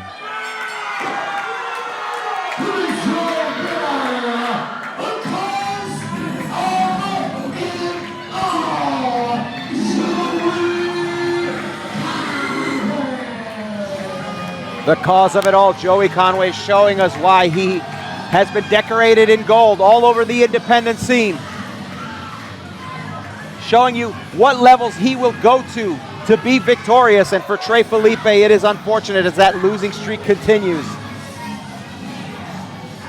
But for the cause of it all, I wonder if this victory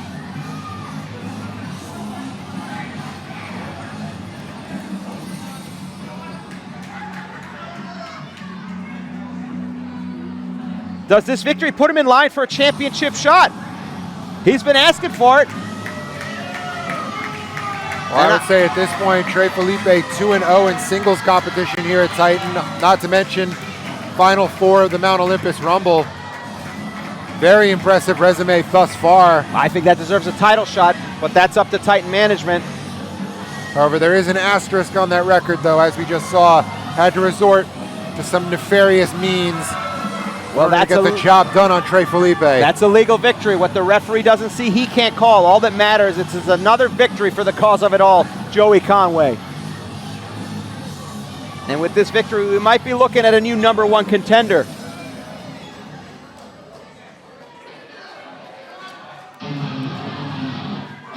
Wait a minute.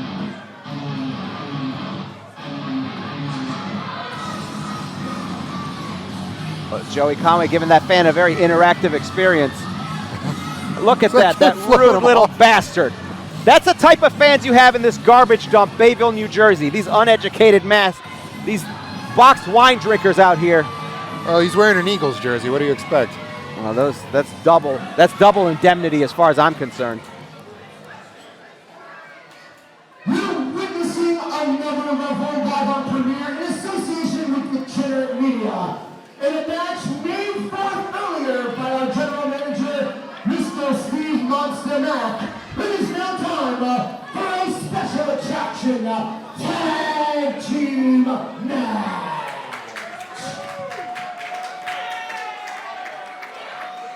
Alex, this contest was not announced. It was not on a rundown sheet at the start of the night, but put together by general manager Monster Mac after what happened at the opening of the event when Anthony Gangone, well, some say was being inappropriate with his appreciation for one of our staffers here, Jeanette, a favorite here at Titan Championship Wrestling, who we just found out this week is having her first child, and Anthony Gangone was trying to celebrate that and honor that. Anthony Gangone may be Dr. Sleep, but he's no OBGYN. He has no business being around pregnant women in such a manner. Well, either way, Jocko came out for the save, but he took a beating from Gangone and Aaron Roxas. Introducing the team #1, Dr. Sleep, Anthony Gangone, and the divine infection, Aaron Roxas.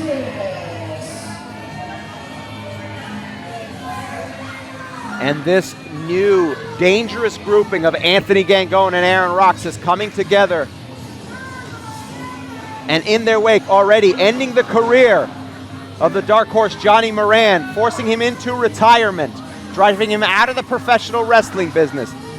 And Anthony Gangone still on a path of destruction. He has never been the same since he has lost that Titan Heavyweight Championship last year to PJ Savage. His tour of vengeance continues, and it starts with Jocko.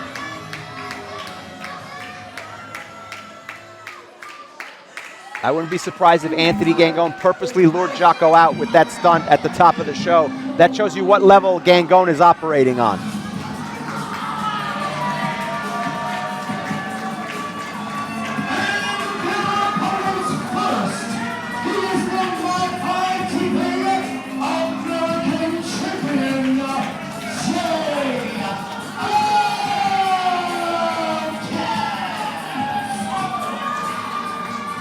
Well, Jay Outcast shocked the Titan Nation last month at Wrestlers to the Rescue when he dethroned Ken Powers to win the Mob Fight TV American Championship. His first piece of gold in the professional wrestling industry.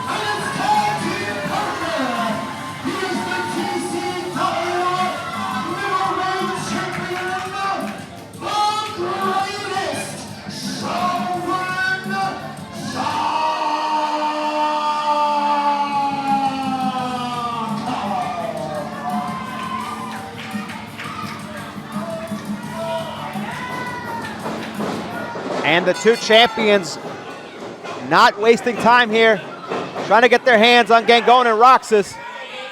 Jocko and Jay Outcast. This was made very personal very quickly at the beginning of tonight's show. Well, I think Gangone made this personal a long time ago. He's, again, never been the same since losing to PJ Savage, and I think there's a vengeance tour on all the friends, all the young competitors that have trained, that have been under the tutelage of PJ Savage. Gangone wants to teach a lesson to. At least that's my theory. It's hard to tell with what's going on in the mental state of Anthony Gangone and Aaron Roxas. Well, my name has been included in that list, so I hope for my sake that you're wrong about that. Well, you're on a lot of people's enemies list. Ooh! And Gangone driving the head of Jocko into the ring apron. Referee Johnny Q is going to have a hard time keeping order here.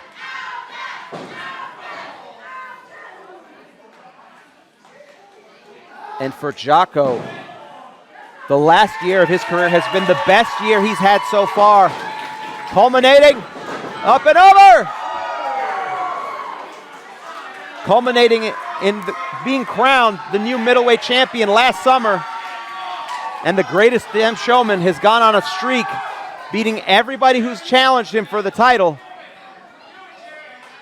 But when you're a champion, you always have a target on your back. Jocko rolling Gangone into the ring.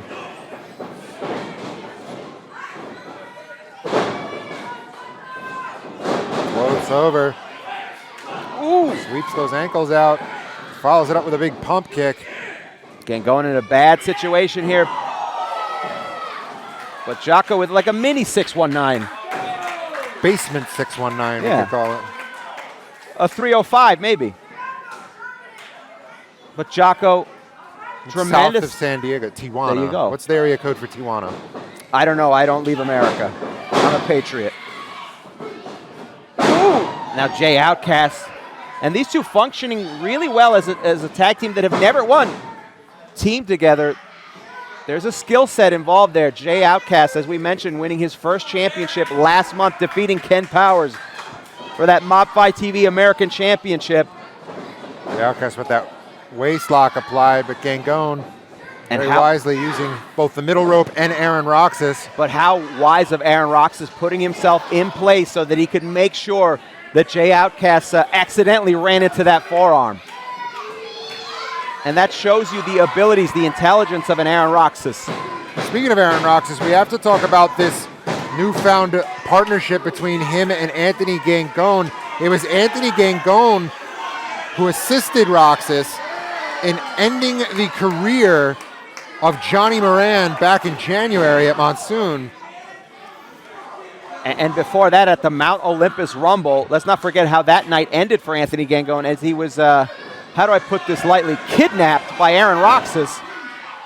And we still don't know what happened to Gangone after that event. There's so much that we don't know. All that we do know is Gangone seems to be a man who's very demented, who feels the need he has to entertain people because that's what he has to do. But I think you and I both know there's a darkness in that soul.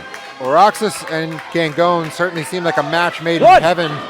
or rather an alliance forged in hell. They both have that same sadistic streak to them. As we see here from Roxas just raining those elbows onto Jay Outcast. Alex, I think it's a perfect partnership.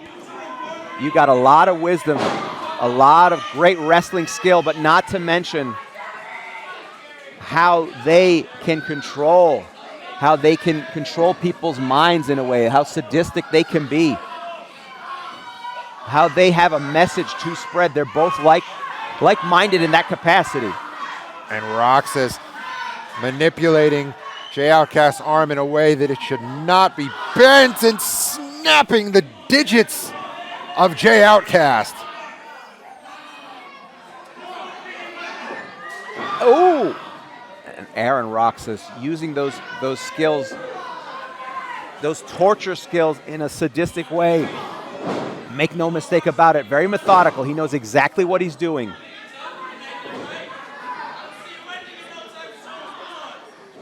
And Jay Outcast in a bad place to be, the wrong part of town, so to speak, as he is in the corner. Roxas and Gangone just work over the new champion, teaching him a lesson. And that Outcast, another protege of PJ Savage, that Gangone is trying to send a message to. As much as I disagree with their tactics, I have to say, considering that this is their first time officially tagging, the chemistry of Gangone and Roxas in ring is very crisp. Well, no doubt about it. These are two competitors who are renowned for their wrestling pedigree, their knowledge, their skill. Two of the best on the independent scene. And look at Gangone stomp away on Jay Outcast as Roxas humiliates him. See, it's one thing to get stomped out. It's another thing to have somebody there just mocking you the entire way. That hurts you not just physically, emotionally, psychologically. And you see this whole time, Jocko across the ring might as well be miles from Jay Outcast. But how brilliant of Gangone. As he's going to make the tag, what does he do? He steps on the ankle of Jay Outcast, not only to inflict pain, but to make sure he can't get anywhere near his tag team partner for tonight, the middleweight champion, Jocko.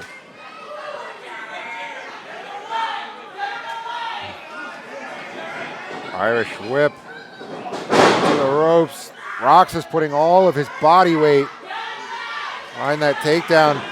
Jocko reaching for the tag and eats a pump kick from Roxas for his troubles. Aaron Roxas deciding to go for the cover here. One. You can see there's a brief hesitation. Guess what Roxas is thinking about? How to inflict punishment next. And instinctually, what does he do? He drags Jay Outcast right to the corner to Gangone, who continues his path of vengeance. Gangone was the champion here at Titan, the heavyweight champion for over a year. And that title reign came at the end when he lost to PJ Savage in a match that he felt was put together by the management here at Titan Championship Wrestling, by Billy Fetsky and the general manager, Steve Monster Mack. He feels like the entire company worked against him to ensure that he would no longer be champion, and he wants to gain his revenge. One step at a time, one opponent at a time, all the friends and family. One of PJ Savage, and look at that, Gangone just mocking Jay Outcast, letting him get so close to make it hurt that much more. 1, 2.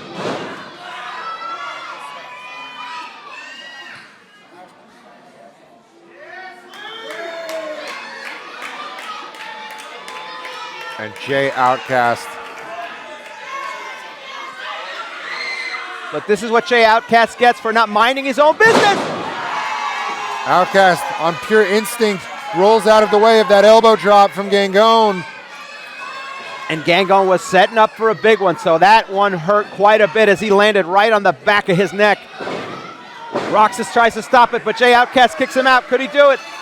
He's close Outcast to Jocko. within inches of making that tag, but Roxas on the outside, and he just yanked Jocko down off the apron. How brilliant by Aaron Roxas. And there's that Big Yakuza kick from Anthony Gangone. 1, 2. How on earth was Jay Outcast able to kick out of that one? That is what has made Jay Outcast a champion in such short time. Look, he's got a lot of heart. He's got a lot of drive. That's for sure. I never doubt that. But he's young, and when you're young and impressionable, you get involved in business that you don't need to be part of. There's no reason he should be in this tag team championship match, except he felt he had to help out his friend Jocko. And this is what you get. Look at Roxas just psychologically torturing Jay Outcast. Imagine coming to and the first face you see is Aaron Roxas. Whoa! A palm strike from Jay Outcast, and another one, a forearm. You know Outcast is digging deep, that inner fire. But Roxas managing to keep his body in between Jay Outcast and Jocko, and that is not a mistake. That was on purpose. See, this is where the fundamentals come into play when you're a veteran like Aaron Roxas or a veteran like Anthony Gangone. These are situations you have been in before.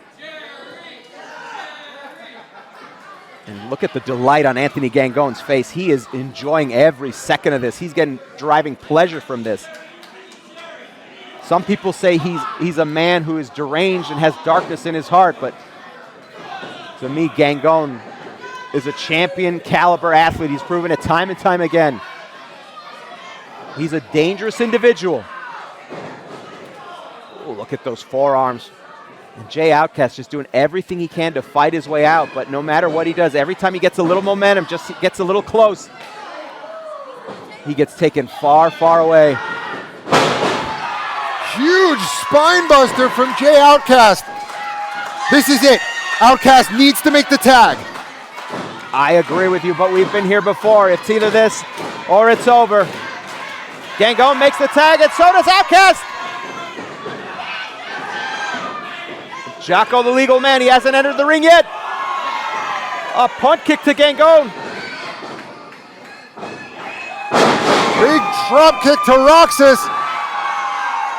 And Jocko is a house of fire right now. Not only that, but he is fresh as a daisy. Another Yakuza kick there, and Roxas in a bad position. Gangone coming through. Oh, no. Hip toss into a cannonball from Jocko, and it looks like he may follow it up with one of his own. Cannonball! You can't take the heat. Stay out of the pool, Aaron Roxas. 1, 2.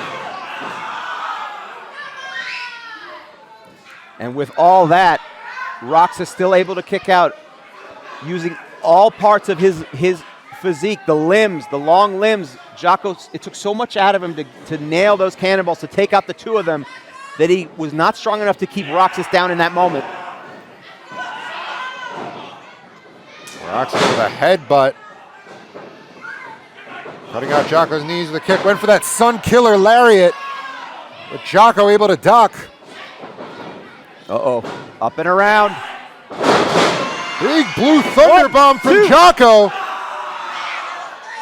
And Roxas just able to get his shoulder up. And you can see the look on Jocko's face. He thought he had put away Roxas.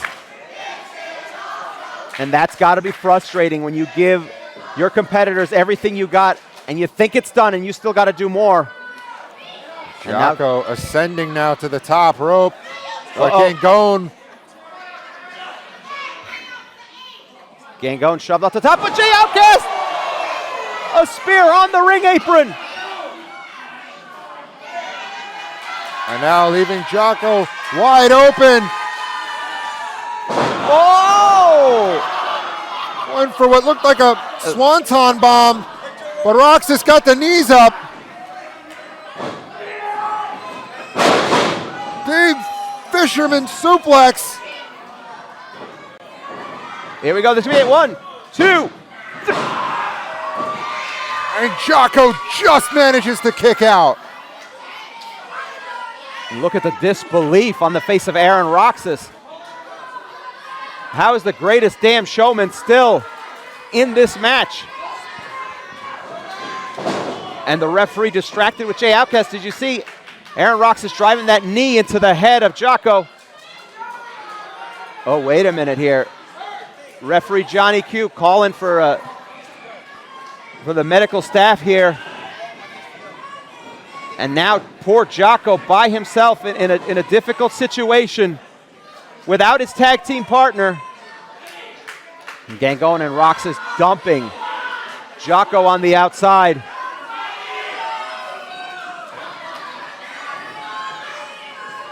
And maybe waiting for a count-out victory. It doesn't matter to them. And as you can see, owner Billy Fetsky, we've got a coming out to check on Jay Outcast. Last we saw, he delivered a spear to Anthony Gangon, but might have caught himself on the ring apron. Oh, wait a minute.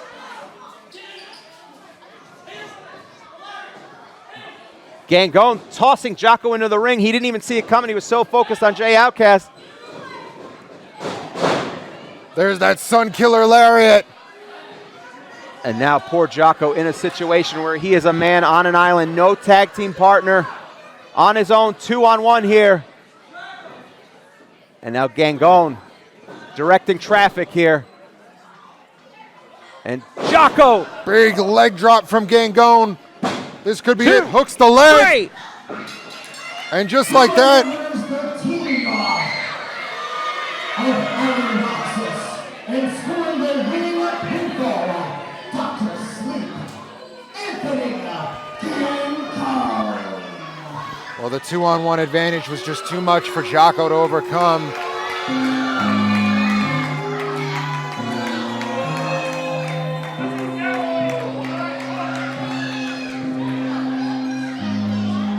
Aaron Roxas and Anthony Gangon set out to cause some damage, cause some pain to Jocko and Jay Outcast.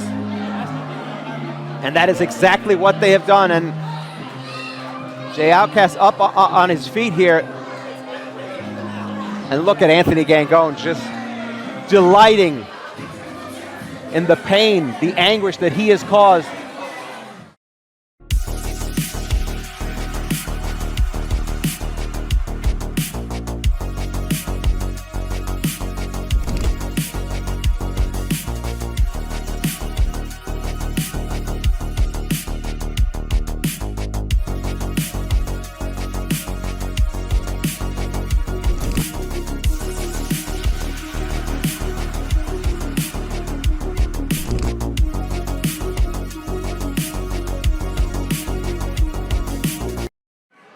And we say, just like in this pro wrestling is saying, the show must go on. Who's ready for some more action?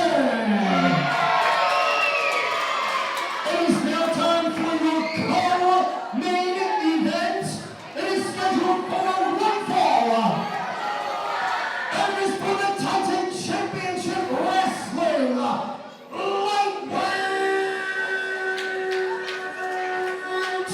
Championship. Alex, as we continue, TCW another level. Our second of 3 championship matches here tonight in what is maybe the most exciting division we have here at Titan Championship Wrestling, the light heavyweight division.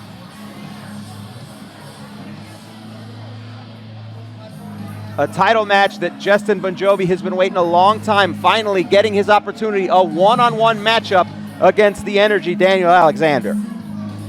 Well, Bonjovi and Daniel Alexander, 2/3 of the hellacious TLC match that we saw back in January at Monsoon. And if you want to see that match or any of the previous Titan Championship events,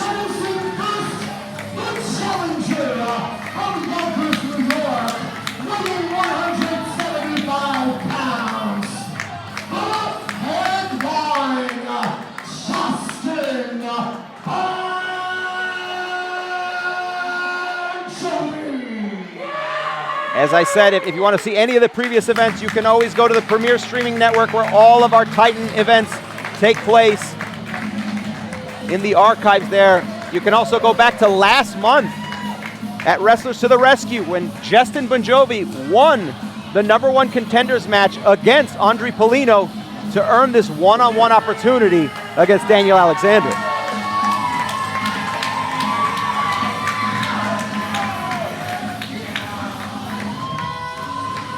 Justin Bonjovi has been on the cusp of greatness in this lightweight division. He's been very impressive, but he has yet to come up with a victory in the big one. But tonight could be that opportunity for him against Daniel Alexander. Over the past several months, these two men have become very familiar with one another.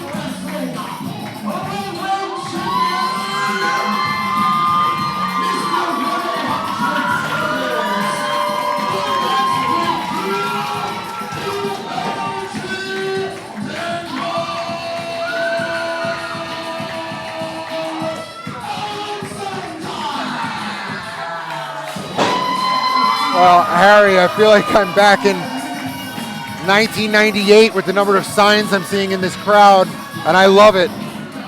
Well, the Titan kids out here coming out in force for Daniel Alexander.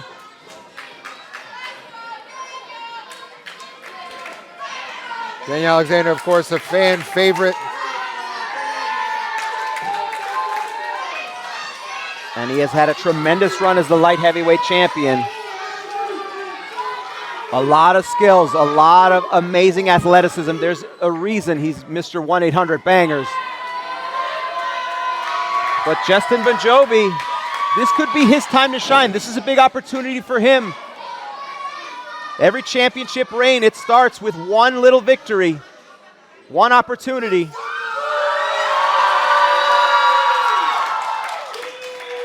Look, Bonjovi's been very impressive with his time over at Chosen and then Titan. He's earned this opportunity. It's just if he can capitalize on it, any given place, this is professional wrestling, it could happen. And a show of sportsmanship here.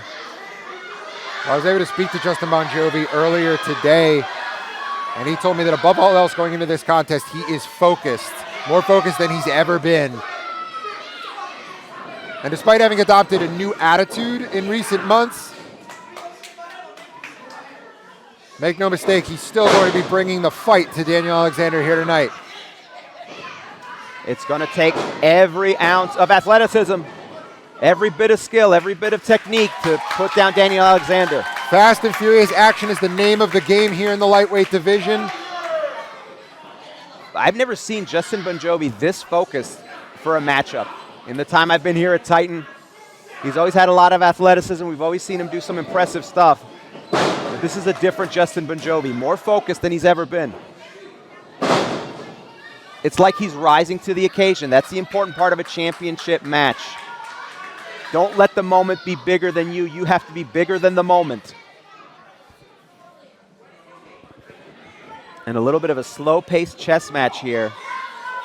These two are so quick and so fast. Nobody wants to be the first one to make a move, to make a mistake. Well, it's also a matter of longevity, being able to reserve that energy for when you need it most. Well, especially for Justin Bonjovi, this is his first big title shot. You know, you can train all you want, but when you end up in that type of matchup, there's a different type of stress. Ooh! There's a different set of nerves you got to prepare for. Bonjovi getting a little tired of Daniel Alexander's games, showing that anything he can do, Bonjovi can do better. Whoa! Nice deep arm drag there from Daniel Alexander, but Bonjovi with one of his own.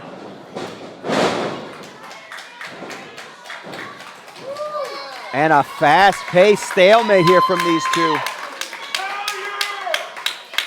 Now, this is important for Bonjovi. He's able to ride out this initial wave of momentum from Daniel Riley and keep up with him. He's shown Daniel Riley that he can hang.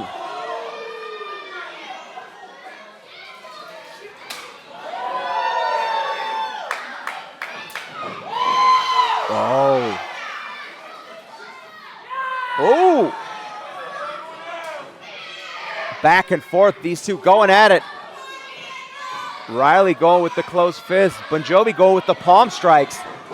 Equally effective, but that forearm from Riley.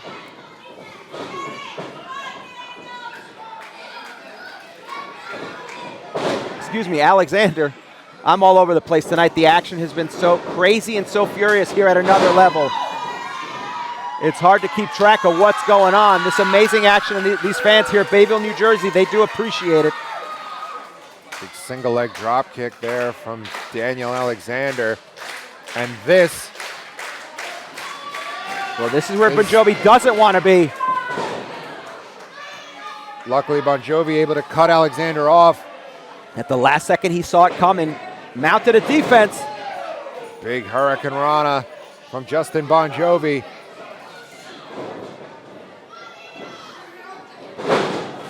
Another one, another Hurricane Rana, and it sends Bonjovi to the opposite side of the ring here on the outside. Again, both of these men just know each other so well. Well, again, they were part of that triple threat TLC match at Monsoon, one of the most intense lightweight division matches we've had, and you can see that on our archives at Premier Streaming Network. Whoa! And Daniel Alexander doing what he does best, living up to that nickname, bringing the energy to Bayville tonight.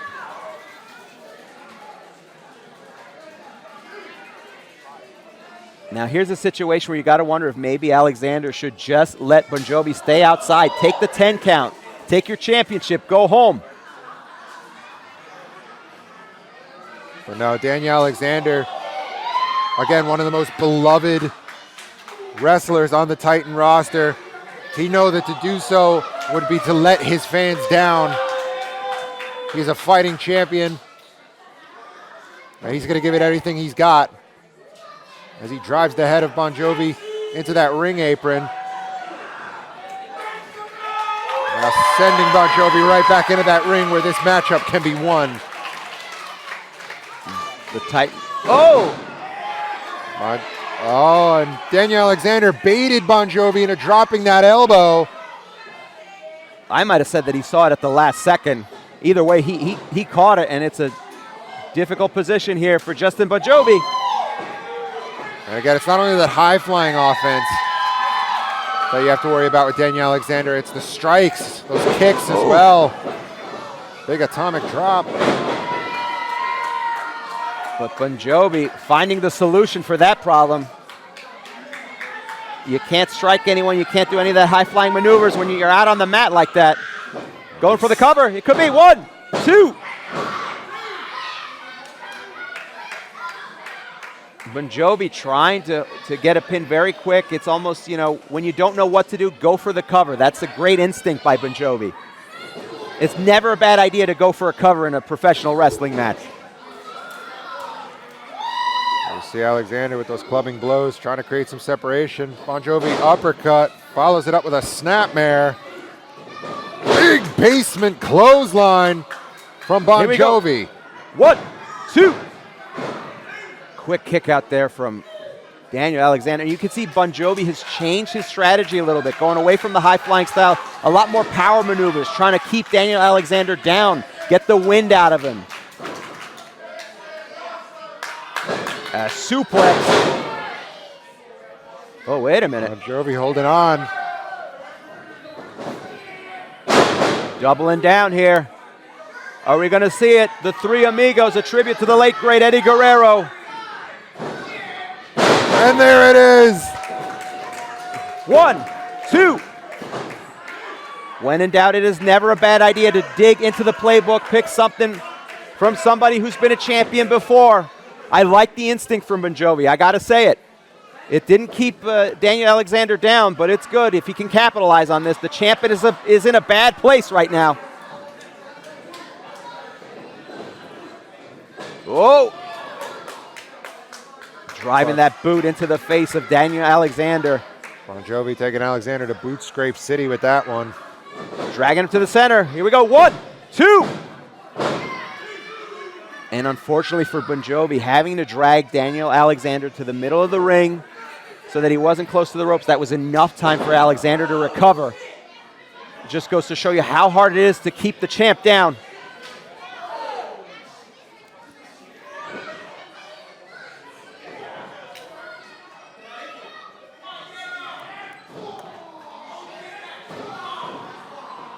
Bonjovi stomping away at Daniel Alexander. Not just driving the air out of him, but giving a couple moments to plan his next maneuver. And just driving his boots into the abdomen of Daniel Alexander. 1, 2. Going for a different cover. And a little bit of frustration on Justin Bonjovi. He's doing so well. He just has to keep the path here. Stay on the road. And he could end up being the new lightweight champion. But Alexander, 1, 2. The quickness of Daniel Alexander. Bonjovi was completely in control. Then out of nowhere, he was in a small package. Alexander up and over.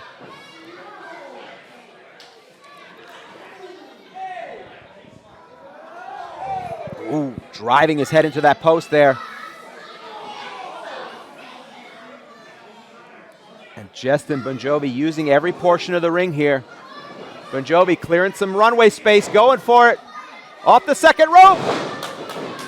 Insecurity kick. And Alexander out, but once again, Bonjovi has to drag him in. 1, 2. And that has to be frustrating for Bonjovi to land those kicks, those strikes, and put Daniel Alexander out, but not be able to convert that into a victory. Bonjovi lifting Alexander up to his feet. Did you see the height that Daniel Alexander got on that spinning kick? I don't know, and I don't know if Bonjovi saw it either. Big brainbuster from Alexander. And this is exactly where he wants Bonjovi. He planted him right into the center if he can hit this maneuver, but Bonjovi gets up to his feet. And Daniel Alexander holding on to the rope so he doesn't fall onto the outside of the ring after receiving those strikes for Bonjovi. And this is not what Alexander had in mind when he went up there, but Bonjovi's going to take advantage. If he could hit this and pull it off. Big superplex off the top rope. But that took a lot out of Bonjovi as well. You saw how hard he landed. He used all of his leverage. Both men are down, and you see quite a bit of distance between them.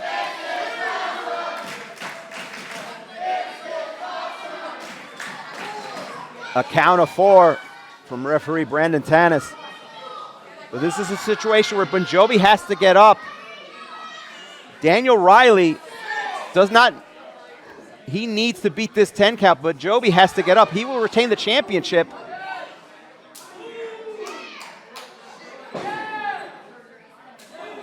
Both men firing those right hands at each other. Ooh, uppercut there from Bonjovi. Back and forth, these two once again. But look at those quick strikes from Daniel Alexander, kicking it into overdrive. Ooh! Clothesline from Daniel Alexander. Spinning back elbow. Bonjovi seizing the opportunity, though. It only took a second, able to get that kick to the abdomen.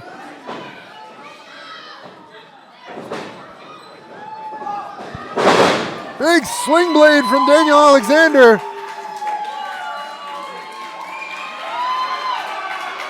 And we've seen this before from Daniel Alexander. This could be the moment. Bonjovi in a difficult spot here. The forearm from Daniel Alexander drops him down. Eat defeat. Going for the cover here. Could this be it? 1, 2. kick out at 2.99 repeating from Justin Bonjovi. Now we see Daniel Alexander setting up to try to finish off Justin Bonjovi, who has lasted a lot longer than I think he expected. I don't think he expected this level of competition from Bonjovi.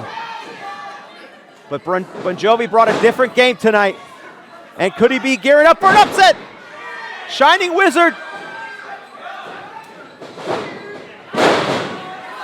Side slam, here we go. 1, 2. And another very close kick out from Daniel Alexander. And Bonjovi shocked, in disbelief. He came so close. He's not wrong. It was very close, but I do believe Brandon Tanis is correct. Alexander got his shoulder up just in time. And now Bonjovi. We talked about digging deep into the playbook here, going for something else, but this is on another level. We've seen him do this before. That kendo stick that he is carrying around, methodically taking his time. I think he knows what he's about to do is going to change the trajectory of his career and his life. But if he does that, he's going to get disqualified. And this is the lack of control that has held him back before. Oh, and Daniel Alexander goading Bonjovi, who throws down the kendo stick, and it's that distraction that might have cost him. Daniel Alexander has Bonjovi right where he wants him. Oh! And there it is! Here we go, 1, 2, 3!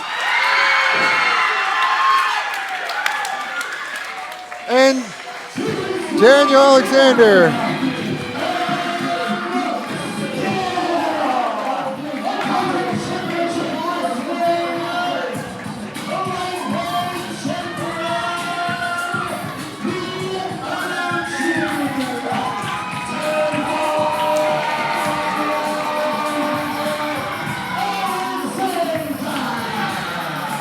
Alex, it was a small bit of hesitation, a moment of conscious thinking from Justin Bonjovi, and it cost him.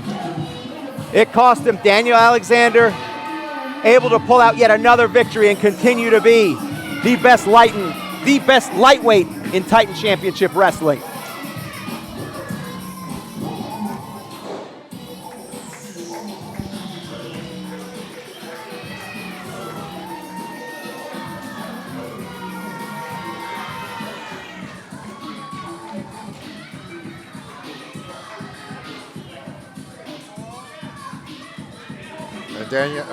Justin Bonjovi now using that kendo stick to get himself back up to his feet.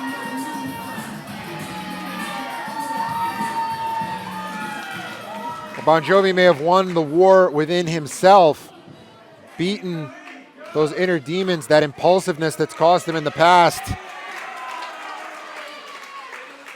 But he has lost this championship match. Daniel Alexander telling him that there is no shame in defeat. You love to see it.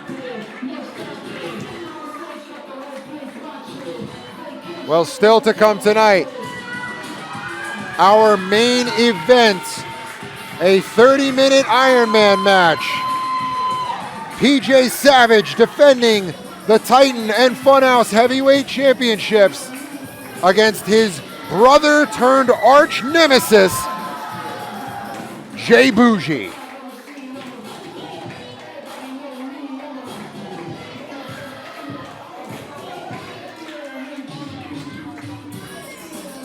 And of course, no Daniel Alexander victory would be complete without a little dance break.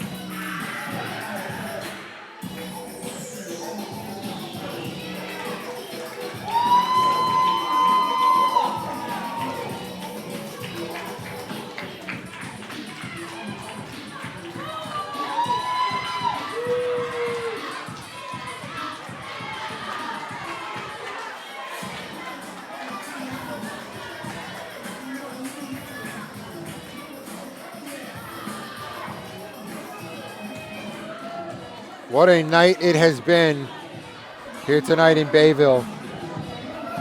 Ups and downs, more action and excitement than we possibly could have expected or handled. And it's Alexander, still your lightweight champion. Make sure you subscribe to Premier Wrestling and give a like to our production team, Degenerate Media, working hard. And also, like our YouTube channel, Titan Championship Wrestling, in the weeks and months to come, we'll be providing you free content from our taping series happening in the weeks and months to come. With that said, I leave you fine folks with one final question. Who's got time for one more match? Oh, come on, baby, I said, who's got time for one more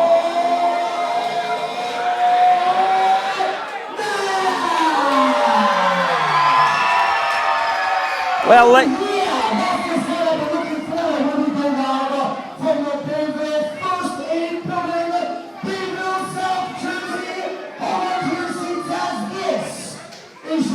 Titan Championship Wrestling another level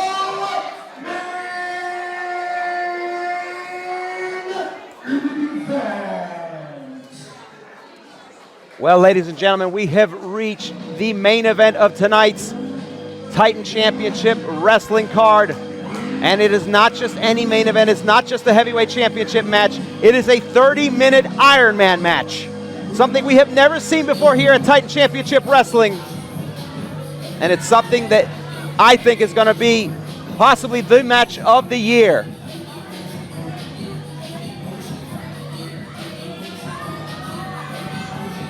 As we see the challenger, the one and only Boujii, a man who, make no mistake about it, he's been very clear. He has very little respect for PJ Savage, the current Titan Heavyweight Champion. And he has expressed that. He expressed that several months back on the premiere edition of the Entertainment Lounge, my interview segment, where he came out to make, in no uncertain terms, to let PJ Savage know that he doesn't respect him and he doesn't think he should be champion. He's made it known that he feels that PJ Savage surrounded himself with a bunch of yes men, that he had the management of Titan Championship Wrestling on his side, the general manager, the owner, the entire front office, working in collusion to make sure that PJ Savage was the face of Titan Championship Wrestling.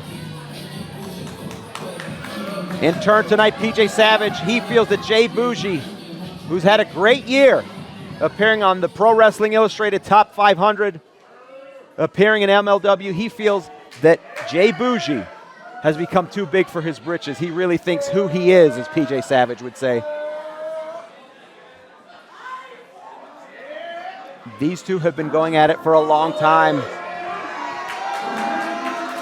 Both starting out at almost the exact same time.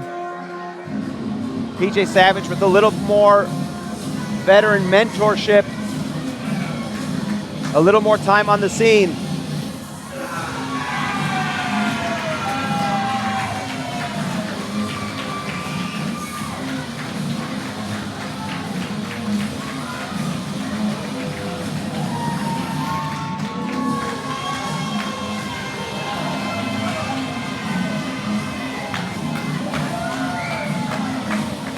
The leader of the Savage era, PJ Savage.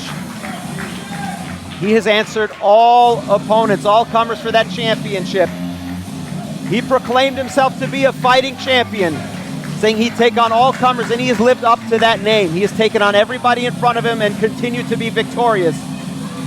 But tonight he is facing an opponent much different than all of those other opponents. Somebody, if anyone,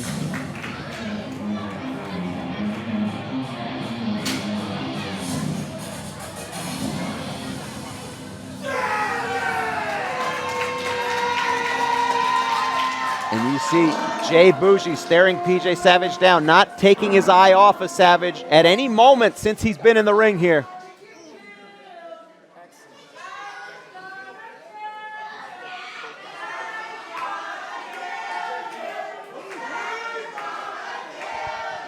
And this is not just about the Titan Heavyweight Championship, the Funhouse Championship. This is a personal matter between these two.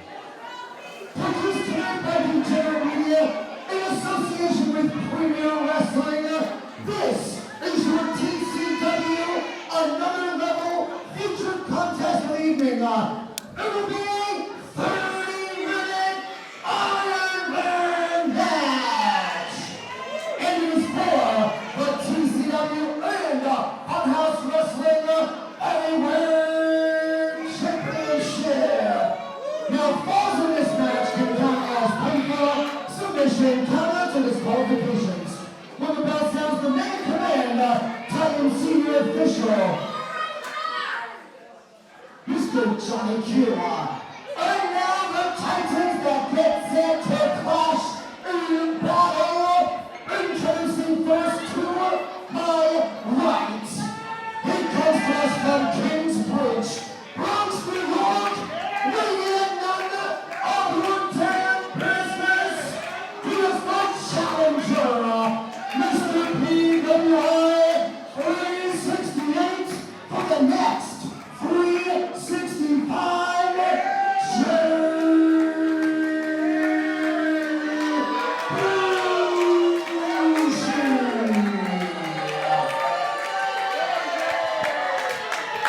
Boujii showing he doesn't care what the Titan faithful out here think, and he doesn't need to. It doesn't matter. He doesn't need the support of these boxed wine drinkers out here. He knows what skills and abilities he has. He has a belief in himself, and he's not the only one.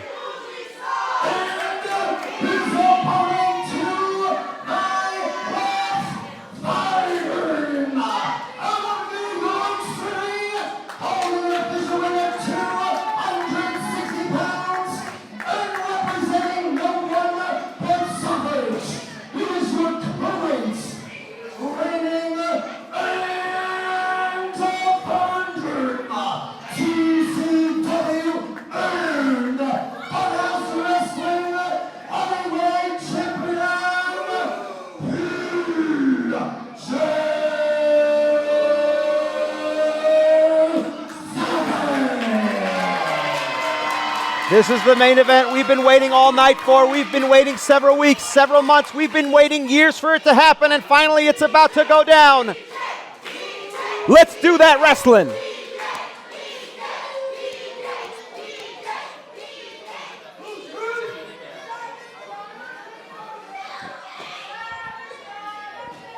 Referee Johnny Q holding up both championship belts on the line tonight. Held by the leader of the Savage era, PJ Savage. And ever since his entrance, PJ Savage has not taken his eyes off of Boujii. These two know each other very well over the years. They trained together. They went on the road together. PJ Savage took Boujii under his wing. He named Boujii, gave him the name. But Boujii has gone on his own, and he's had a hell of a career without PJ Savage.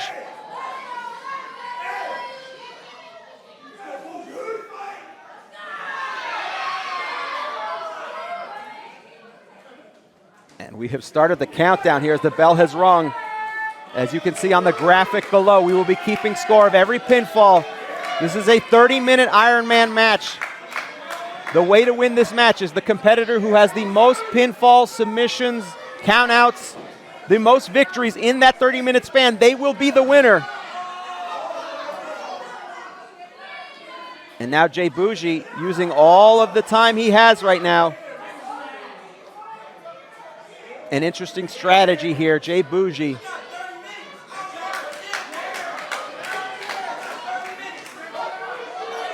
Taking his sweet time, and I think this is a brilliant strategy by Boujii. Make the champion wait. Make the champion fight his fight. You can see a lot of pent-up energy from one PJ Savage. But Boujii not in a hurry to do anything, but that is, I think the intelligence of Boujii. He likes to do things on his terms.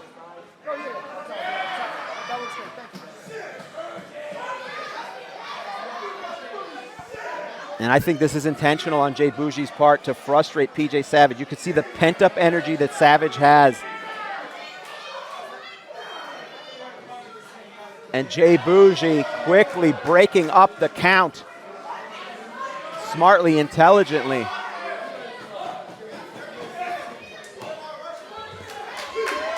Jay Boujii in no rush to get this thing started.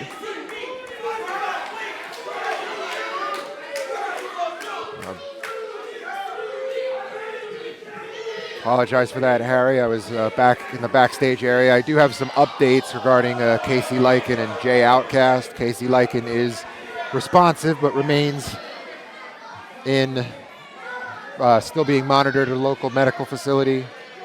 Jay Outcast does have mobility in his knee. Okay, which is good.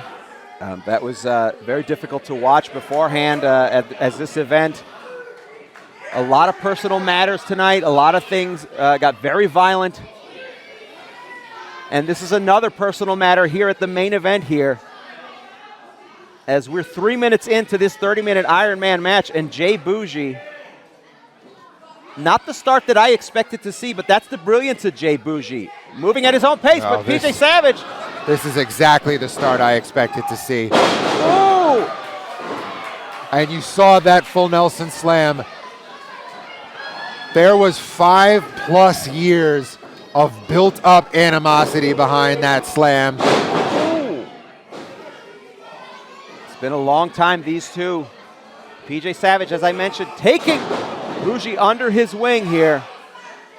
This is a rivalry that has been inked in the blood, sweat, and tears shed by these men, going all the way back to Gleason's gym in Brooklyn. Ooh. PJ Savage knocking Boujii out to the outside of the ring. And PJ Savage might want to let Boujii just stay out there. Again, if Boujii gets counted out, that's one pinfall for PJ Savage. The winner of this match is the one who comes up with the most pinfalls in the 30-minute time limit. And again, with these Ironman matches, it is indeed a marathon, not a sprint. PJ very wisely, perhaps, expending that 10 count. Well, that's conserving that energy for later on. But now that Boujii is back on the apron, very cleverly catching PJ's throat on that top rope. Taking advantage of the positioning here. Ooh, and the chops from Mr. PWI 368, Jay Boujii. And he did not get that ranking, by the way, from not being the ultimate opportunist. However he did it, he did it. That's the thing. It doesn't matter how you do it. All that matters is where you end up. And at the end of this night, Jay Boujii could end up being Titan Heavyweight Champion. 5 minutes have gone by in this match. 5 minutes so far, as announcer David Adams has told us. You can see on the bottom here, we have the score counter. And there's an interesting thing that goes into the psychology of what you have to do in this type of matchup. You know, for PJ Savage, oh boy, here we go. Holding Jay Boujii. Jay Boujii not wanting to get chopped by anybody. That's to say, PJ is very big on the audience participation. Well, you get more than you pay for here at Titan Championship Wrestling. You never know what you're going to get. Yeah, that's for sure. Ooh. Oh, and Boujii capitalizing on that distraction. Catching PJ Savage with that steel chair. And referee Johnny Q making a decision here. A disqualification. Is he calling for a disqualification? He's calling for a disqualification. Johnny Q has made a decision here. He is calling for... Well, Charlie, ring the fucking bell. 1-0. Boujii has been disqualified. PJ Savage is at 1 fault to none now. That is 1-0 now. The match resumes. I don't think Johnny Q counted that second one because after the announcement was made, then we start over with the pinfalls. Jay Boujii down 1-0 here, but Savage in a bad situation. A war of attrition for sure.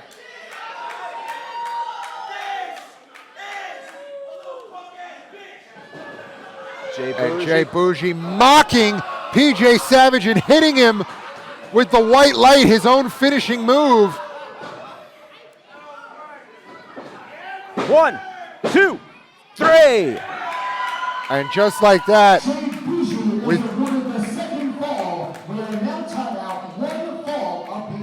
with PJ Savage's own finishing move, Jay Boujii ties it up. And let me tell you something, Alex. I don't doubt that that may have been intentional, a strategy on Jay Boujii's part. Willing to sacrifice that DQ finish, knowing what damage it would do to PJ Savage. And then weaken him for that next fall to tie it up, absolutely. And as much personal disdain as I have for Jay Boujii, again, we have a rivalry of our own over at Invictus Pro Wrestling, but I do not underestimate his savvy when it comes to, calculating how to inflict as much damage to his own gain as possible. Ooh. Case in point. Using those ropes, using his position, and that's the thing about these matchups. Jay Boujii taking full advantage. It's one thing in a matchup like this. It's one thing to be able... PJ Savage kicking out. It's one thing to be able to go 30 minutes. It's another thing to have to go 30 minutes, to know that when you enter into that ring, no matter what happens, you are there for the duration. And that's a situation where Jay Boujii, PJ Savage has the size, the power, but Jay Boujii might have... Ooh! Oh, but PJ Savage taking advantage here. I was going to say that Jay Boujii might have the endurance advantage, but you're not going to last long. And a big back suplex there 1, from 2. Savage. Hooks the leg. Boujii kicks out.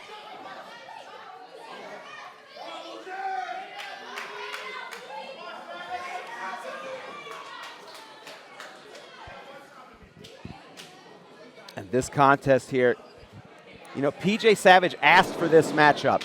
Ooh! Boujii with the DDT very quickly. It could be 2 on 1, 2.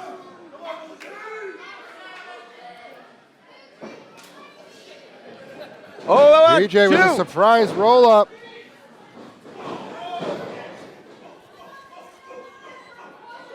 And Jay Boujii raining the blows down on PJ Savage.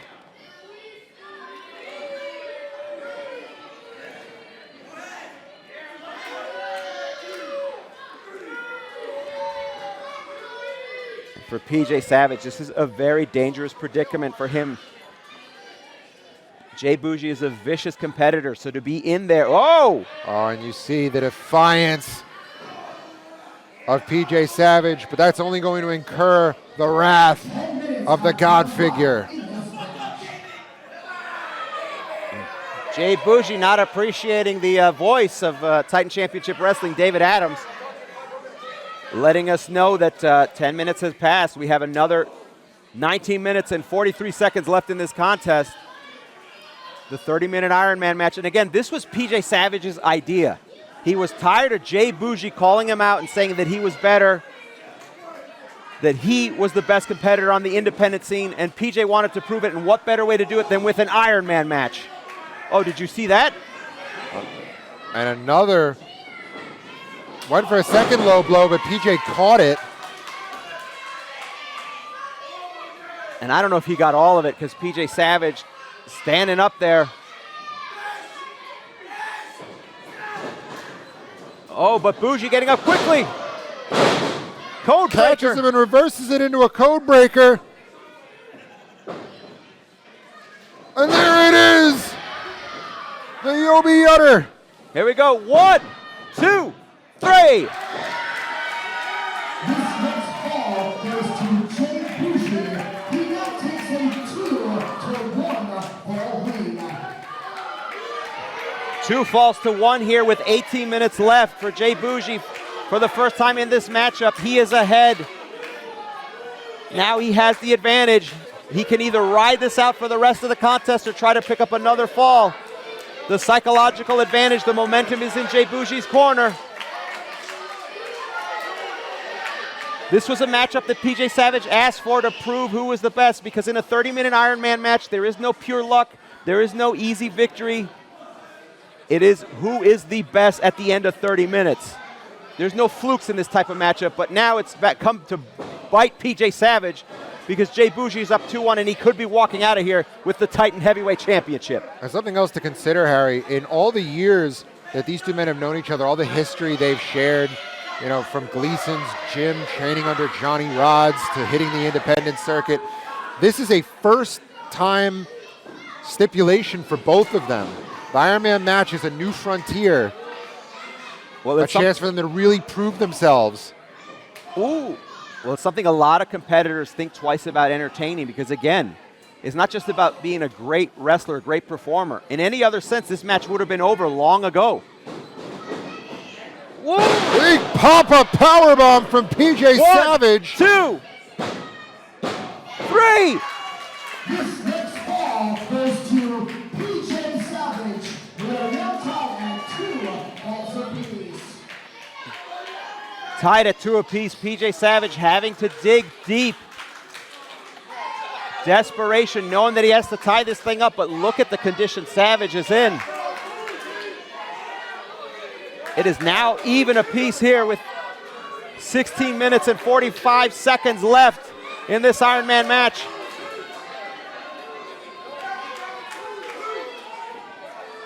PJ Savage back up to his feet first. He has to take advantage.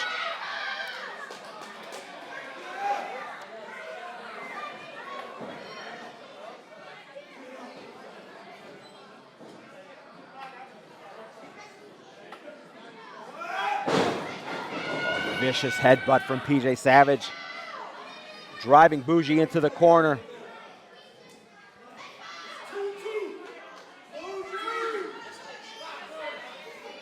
And you have to imagine at this point in this contest, the scoreboard is weighing heavily on the minds of both competitors. Believe me, they know exactly what position they're in. They know the score right now. They know it's even. They know they are starting from scratch. Jay Boujii using that momentum to put a little extra mustard behind that forearm. But PJ returning it with one of his own. And this power game, this is not something maybe Boujii wants to get into. Instinctually, he's trying, but PJ Savage, so strong. But Boujii using all of his momentum. Oh, but PJ catching Boujii.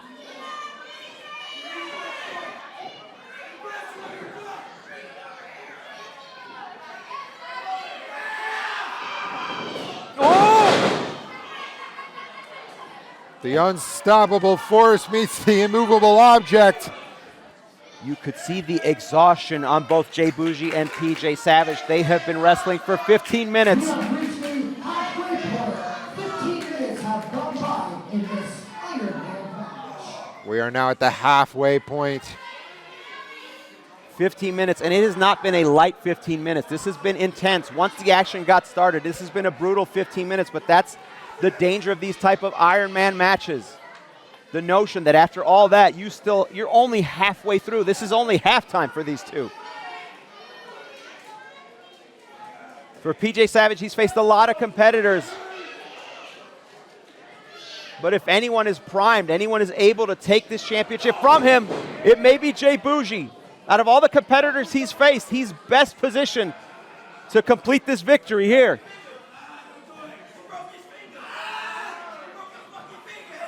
And PJ Savage, according to Jay Boujii, I don't know if he has a medical degree, but either way. Ooh! Well, if it wasn't broken before, it's probably broken now. Boujii going for a little joint manipulation.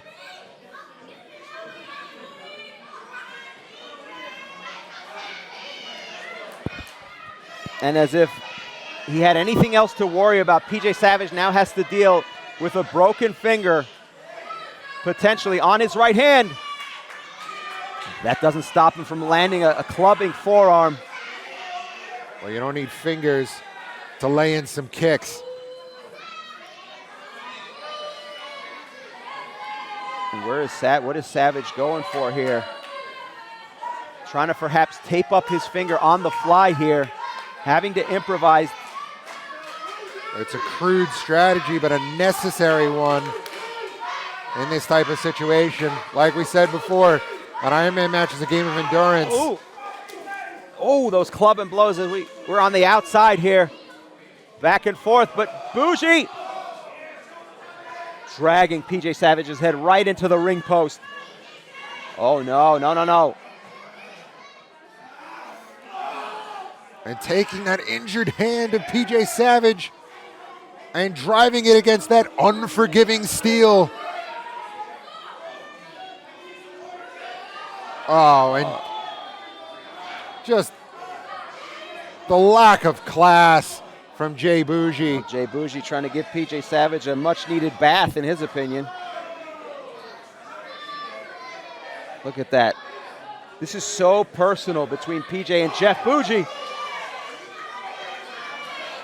And as much as I like Jeff Boujii, I have to admit that he has taken his eye off the prize there for a second. He was so much more focused on humiliating PJ Savage. Not so much a bath, but perhaps a baptism of sorts for PJ Savage. Purifying that fighting spirit deep within his soul. PJ Savage getting into the center of the ring. If the count continues here, he will be up 3-2, but Jay Boujii breaking the count himself, instinctually knowing he's got to get into the ring. And you could see these two just exhausted from what has been going on tonight. Like I said, it is one thing to be able to go 30 minutes. It's another thing to have to go 30 minutes. If you look at the title defenses, PJ Savage has had numerous title defenses, but you look at the numbers, 15 minutes, 17 minutes, 22 minutes was the longest match that PJ Savage has had during his title defense. He has no choice but to go 30. It's just a question if Boujii can keep up with him. Oh, but you see, perfect example of how well these two know each other. Another big full Nelson slam. Boujii went for that Pele kick. PJ had it scouted, stepped right out of the way, and now here is a move that we haven't seen PJ Savage break out in a long time, if ever. Well, it is an Ironman match, a tribute, shades of Bret the Hitman Hart, the sharpshooter in the middle of the ring. And that's the beauty of these type of matches. You have to dig deep and do things you've never done before. Great ring awareness from PJ Savage, repositioning Boujii before really sinking in on that sharpshooter. And look at how he's just arching that back. The back is not supposed to bend like that. But Boujii just holding onto the ref's hands just so he does not tap. Did he tap? Is he tapping? It looks like Jay Boujii might be out. Is he out? You see PJ Savage. See PJ Savage grapevining those legs. 10 minutes left in this 30-minute Ironman match, and we are tied at 2 apiece here. The next fall could win this contest. It's a question of who's going to get it first. Right now, PJ Savage fully in control. Oh, and PJ Savage went for the spear, but took out ref Johnny Q in the process. Well, Jay Boujii, I think at the last second, pulled Johnny Q right into the position. I certainly don't think that's what PJ Savage wanted to do here, but we have a second referee. Referee Brandon Tennis coming to check on Johnny Q.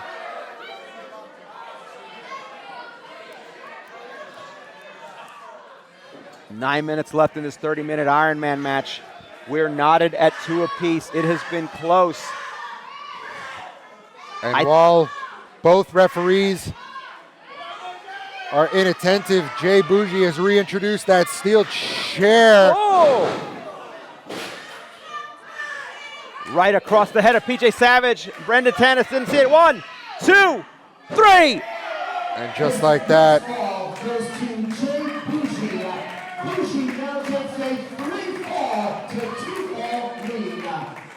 Jay Boujii up 3-2 now with only 8 minutes left in this contest. Can Jay Boujii outrun PJ Savage for 8 minutes? All he has to do is kill 8 minutes and he is the Titan Heavyweight Champion.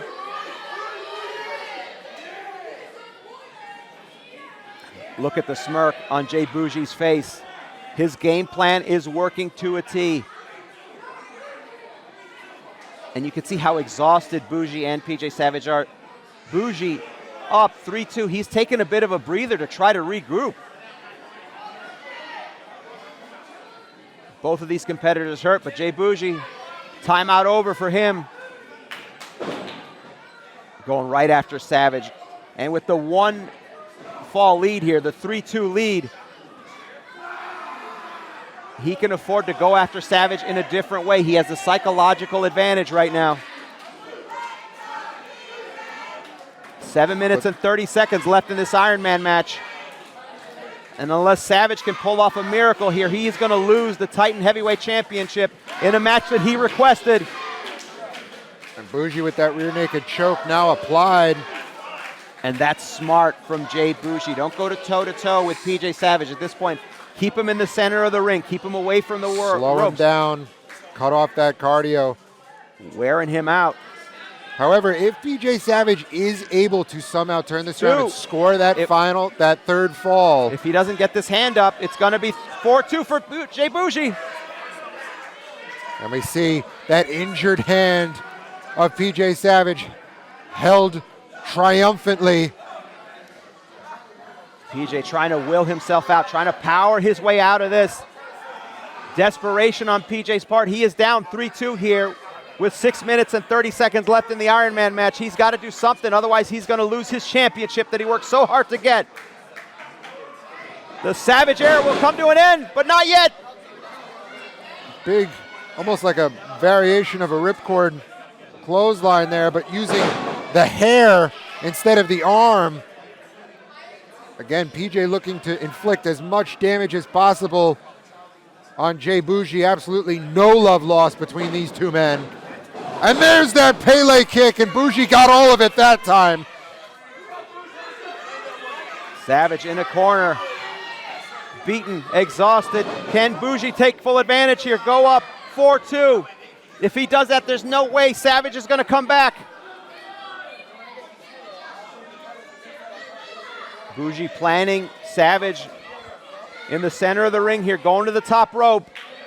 Going for something high risk, hoping to finish PJ Savage off. High risk, high reward. But is it worth it? Jay Boujii already has the 3-2 lead.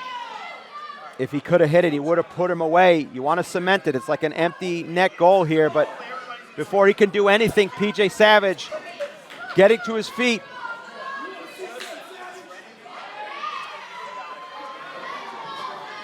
Oh no. What could PJ be looking for here? Whoa! And when was the last time you saw PJ Savage throw a drop kick? 5 minutes remain in this Ironman match. One of many techniques he's been perfecting under the tutelage of the Maximos. Over at Coliseum Gym, I've seen some training footage of him hitting drop kicks, but I've never seen him hit one of that altitude. Well, knocking Jay Boujii clear off that top turnbuckle. When you go this far into a matchup, the average professional wrestling match is only about 5.5 minutes. When you go this deep into a contest like this, you have to pull out every trick you can think of. What is PJ doing? Stopping the count here. And I don't know how wise this is. He should have just taken that count out victory there. It would have been 3-3. With less than 5 minutes in this Ironman match, it is 3-2. Jay Boujii in the lead. PJ Savage, though, in control here. If he can get Jay Boujii into the center of the ring, he should have taken that count out. What could PJ Savage be thinking now? I don't know. Looked like he was about to push Boujii back into the ring and then maybe thought better of it. You see the gears wait a grinding. second. Oh! And another full Nelson slam, this time into that apron. And Savage dragging Jay Boujii by the braids to the corner. Perfectly positioned now is Jay Boujii. for that white light. There it is. PJ Savage delivering that knee as only he can. 1, 2, 3. And with 3 minutes left on the clock, PJ Savage has tied it up.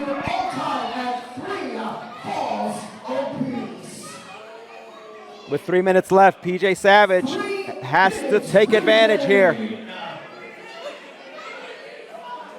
It's been a grueling 27 minutes that we have been through so far tonight, Alex, in this contest. And it looks like PJ Savage setting him up again. It worked just a minute ago. Why not try it again? Trying to finish off Jay Boujii.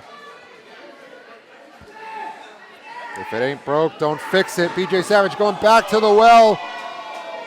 Hitting Jay Boujii with another white light. This one with so much impact, it knocked Boujii clean out of the ring. Well, this time I'm sure that PJ Savage is going to take the count. He's not. PJ Savage is going after Jay Boujii, and this is where personal conflicts get in the way of business, Alex. This is not a sound strategy for victory for PJ Savage in this style of match. And maybe if it wasn't Jay Boujii, someone that he despises, someone he feels has made this personal, someone who has called him out, maybe he would have gotten the count out. 1, 2, 3. And Jay Boujii just managed to get that shoulder up. These two have beaten the hell out of each other. 3-3, knotted up with a minute and 40 seconds left. PJ Savage trying to figure out what to do next here. The next maneuver could decide this fall in this championship match here as we approach 90 seconds. Savage pulling Boujii.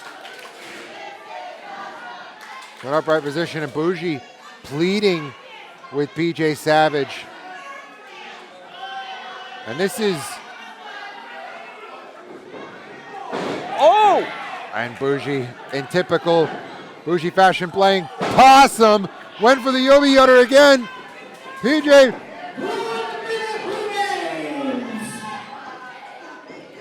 Oh, he got it! He got it that time, but less than a minute here. Didn't quite connect fully, and perhaps maybe injuring himself in the process. Boujii very slow to get back to his feet here.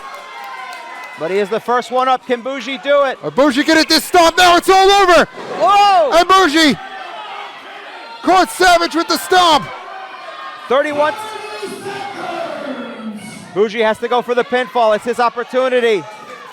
But Boujii so exhausted, collapsing to his knees. And opting not to cover PJ Savage. It's Savage. Boujii gonna finish this off. 10, 9, Looking for a second stomp. 6, 5, 4, 3, 1, 2. Oh, and the bell just rang before Brandon Dennis could complete the count. Referee Brandon Tennis saying no fall, no pinfall. At the end of 30 minutes, it's 3-3. And this match, the official Brandon Tennis says time ran out before the 3 count. This match is 3 falls apiece. it's a draw here. I guess it's going to be a draw, 3 apiece here after 30 minutes. Ending this show like this. General Manager Steve Matsamek.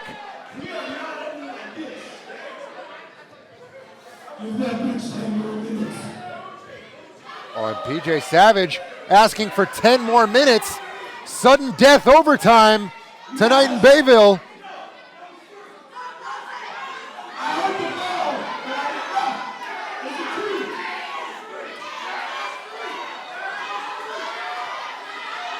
Matsamek having to make a decision on the fly here. I know he doesn't want it to end in a draw. You know what? Like I said, this is not ending this way.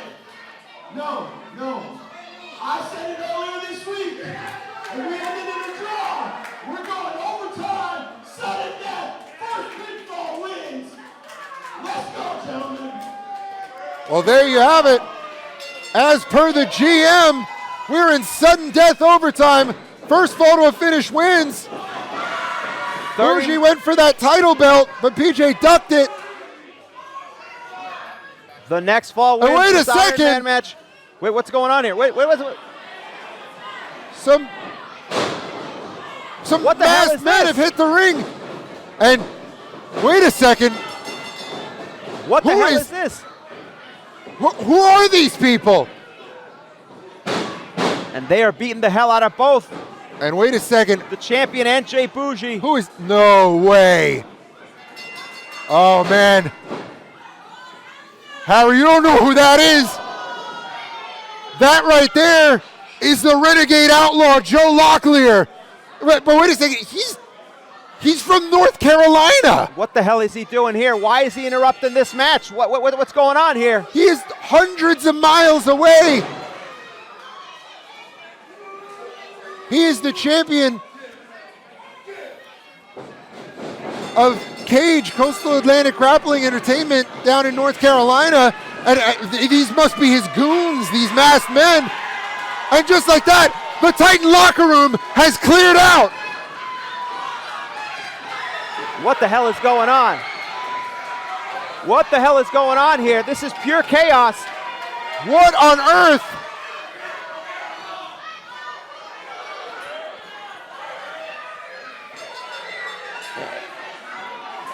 In the midst of this Pearl Harbor style attack.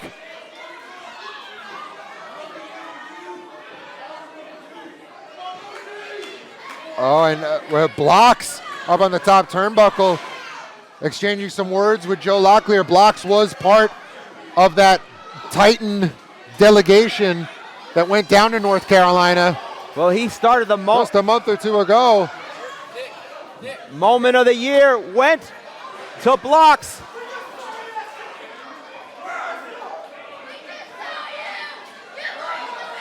Pure chaos here. The entire locker room here. Oh, and Joe Locklear calling for a microphone.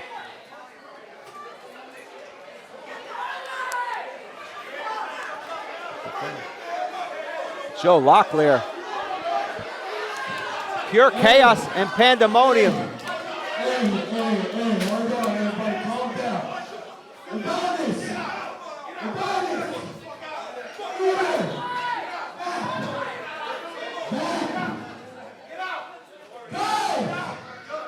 Bonjovi! Back! Now! What you guys say, you piece of shit? You see, no one in this building knows who you are. But I do. You want to know, Carolina? Now we here, motherfucker. And you are from North Carolina. The Civil War's begun, I guess. But you want to come into our house? Look at you like a scared little dog in a mouse trap. Let me do something for you. Next month, Titan Championship Wrestling. We go to North Carolina. What? And we do this the right way. But as of right now, I'm gonna show some mercy. And I'm gonna let you get out this damn building. Hey, big man, you about to have 35 of Titan's best up your ass. If you don't leave out that door right now, then I'm gonna be leaving the charge. I don't care what you got, what definitely you got. Get the hell out of our house before bad things happen to you. I tell you yours is raised hell, bitch. So come on. Bring every one of you fucking niggas. I'll fuck all of y'all. Listen, I'm telling you right now, I'm a nice guy. He's not. All of you, get the hell out before something happens. Hey, I'll be waiting your punk ass outside. But I got a punk with no fucking name on it. Bring it. That is.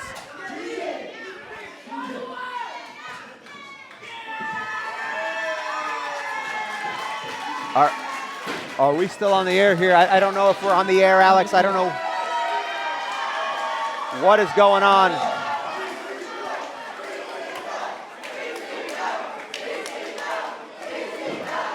Well, not quite the end that we expected tonight at another level, but I would say we certainly took things to another level. No doubt about it, Alex.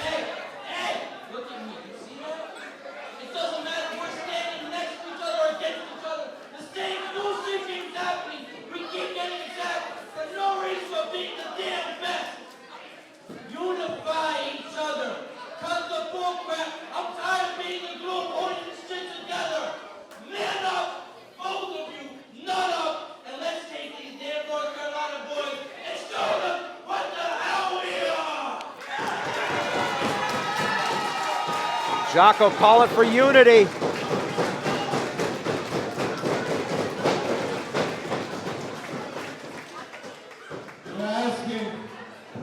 Oh, wait a minute. Jay Boujii not taking that offer.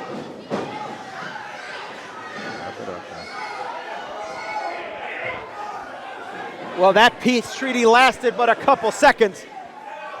I hate you fucking both. Jocko just walking out of it, wiping his hands of the whole thing.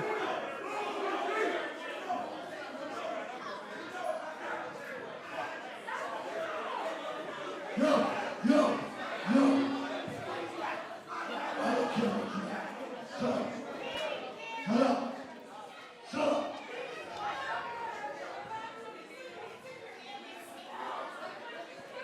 You listen to me?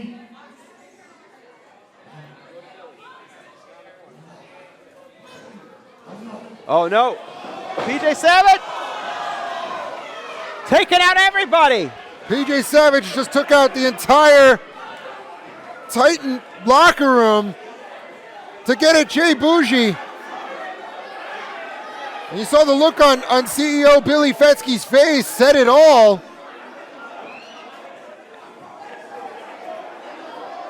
And another level ends in pure pandemonium.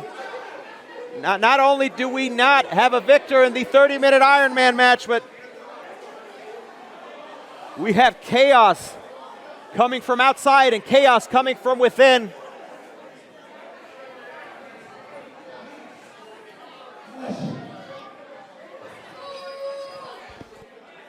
No.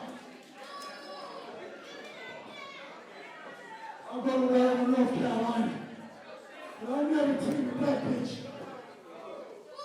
And one thing I'll tell each and every one of you, I bleed Titan Championship Wrestling.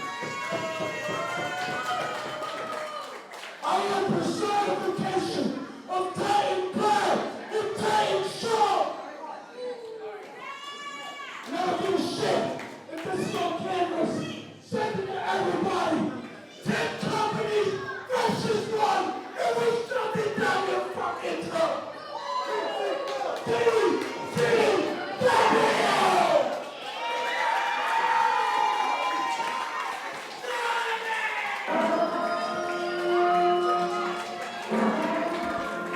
Well, ladies and gentlemen, Titan Nation, thank you so much for joining us here tonight at another level for Titan Championship Wrestling. For Mr. Entertainment, Harry Turjanian, I'm Alex Aceta. We'll see you next time. I guess we're going to North Carolina, buddy. I guess so.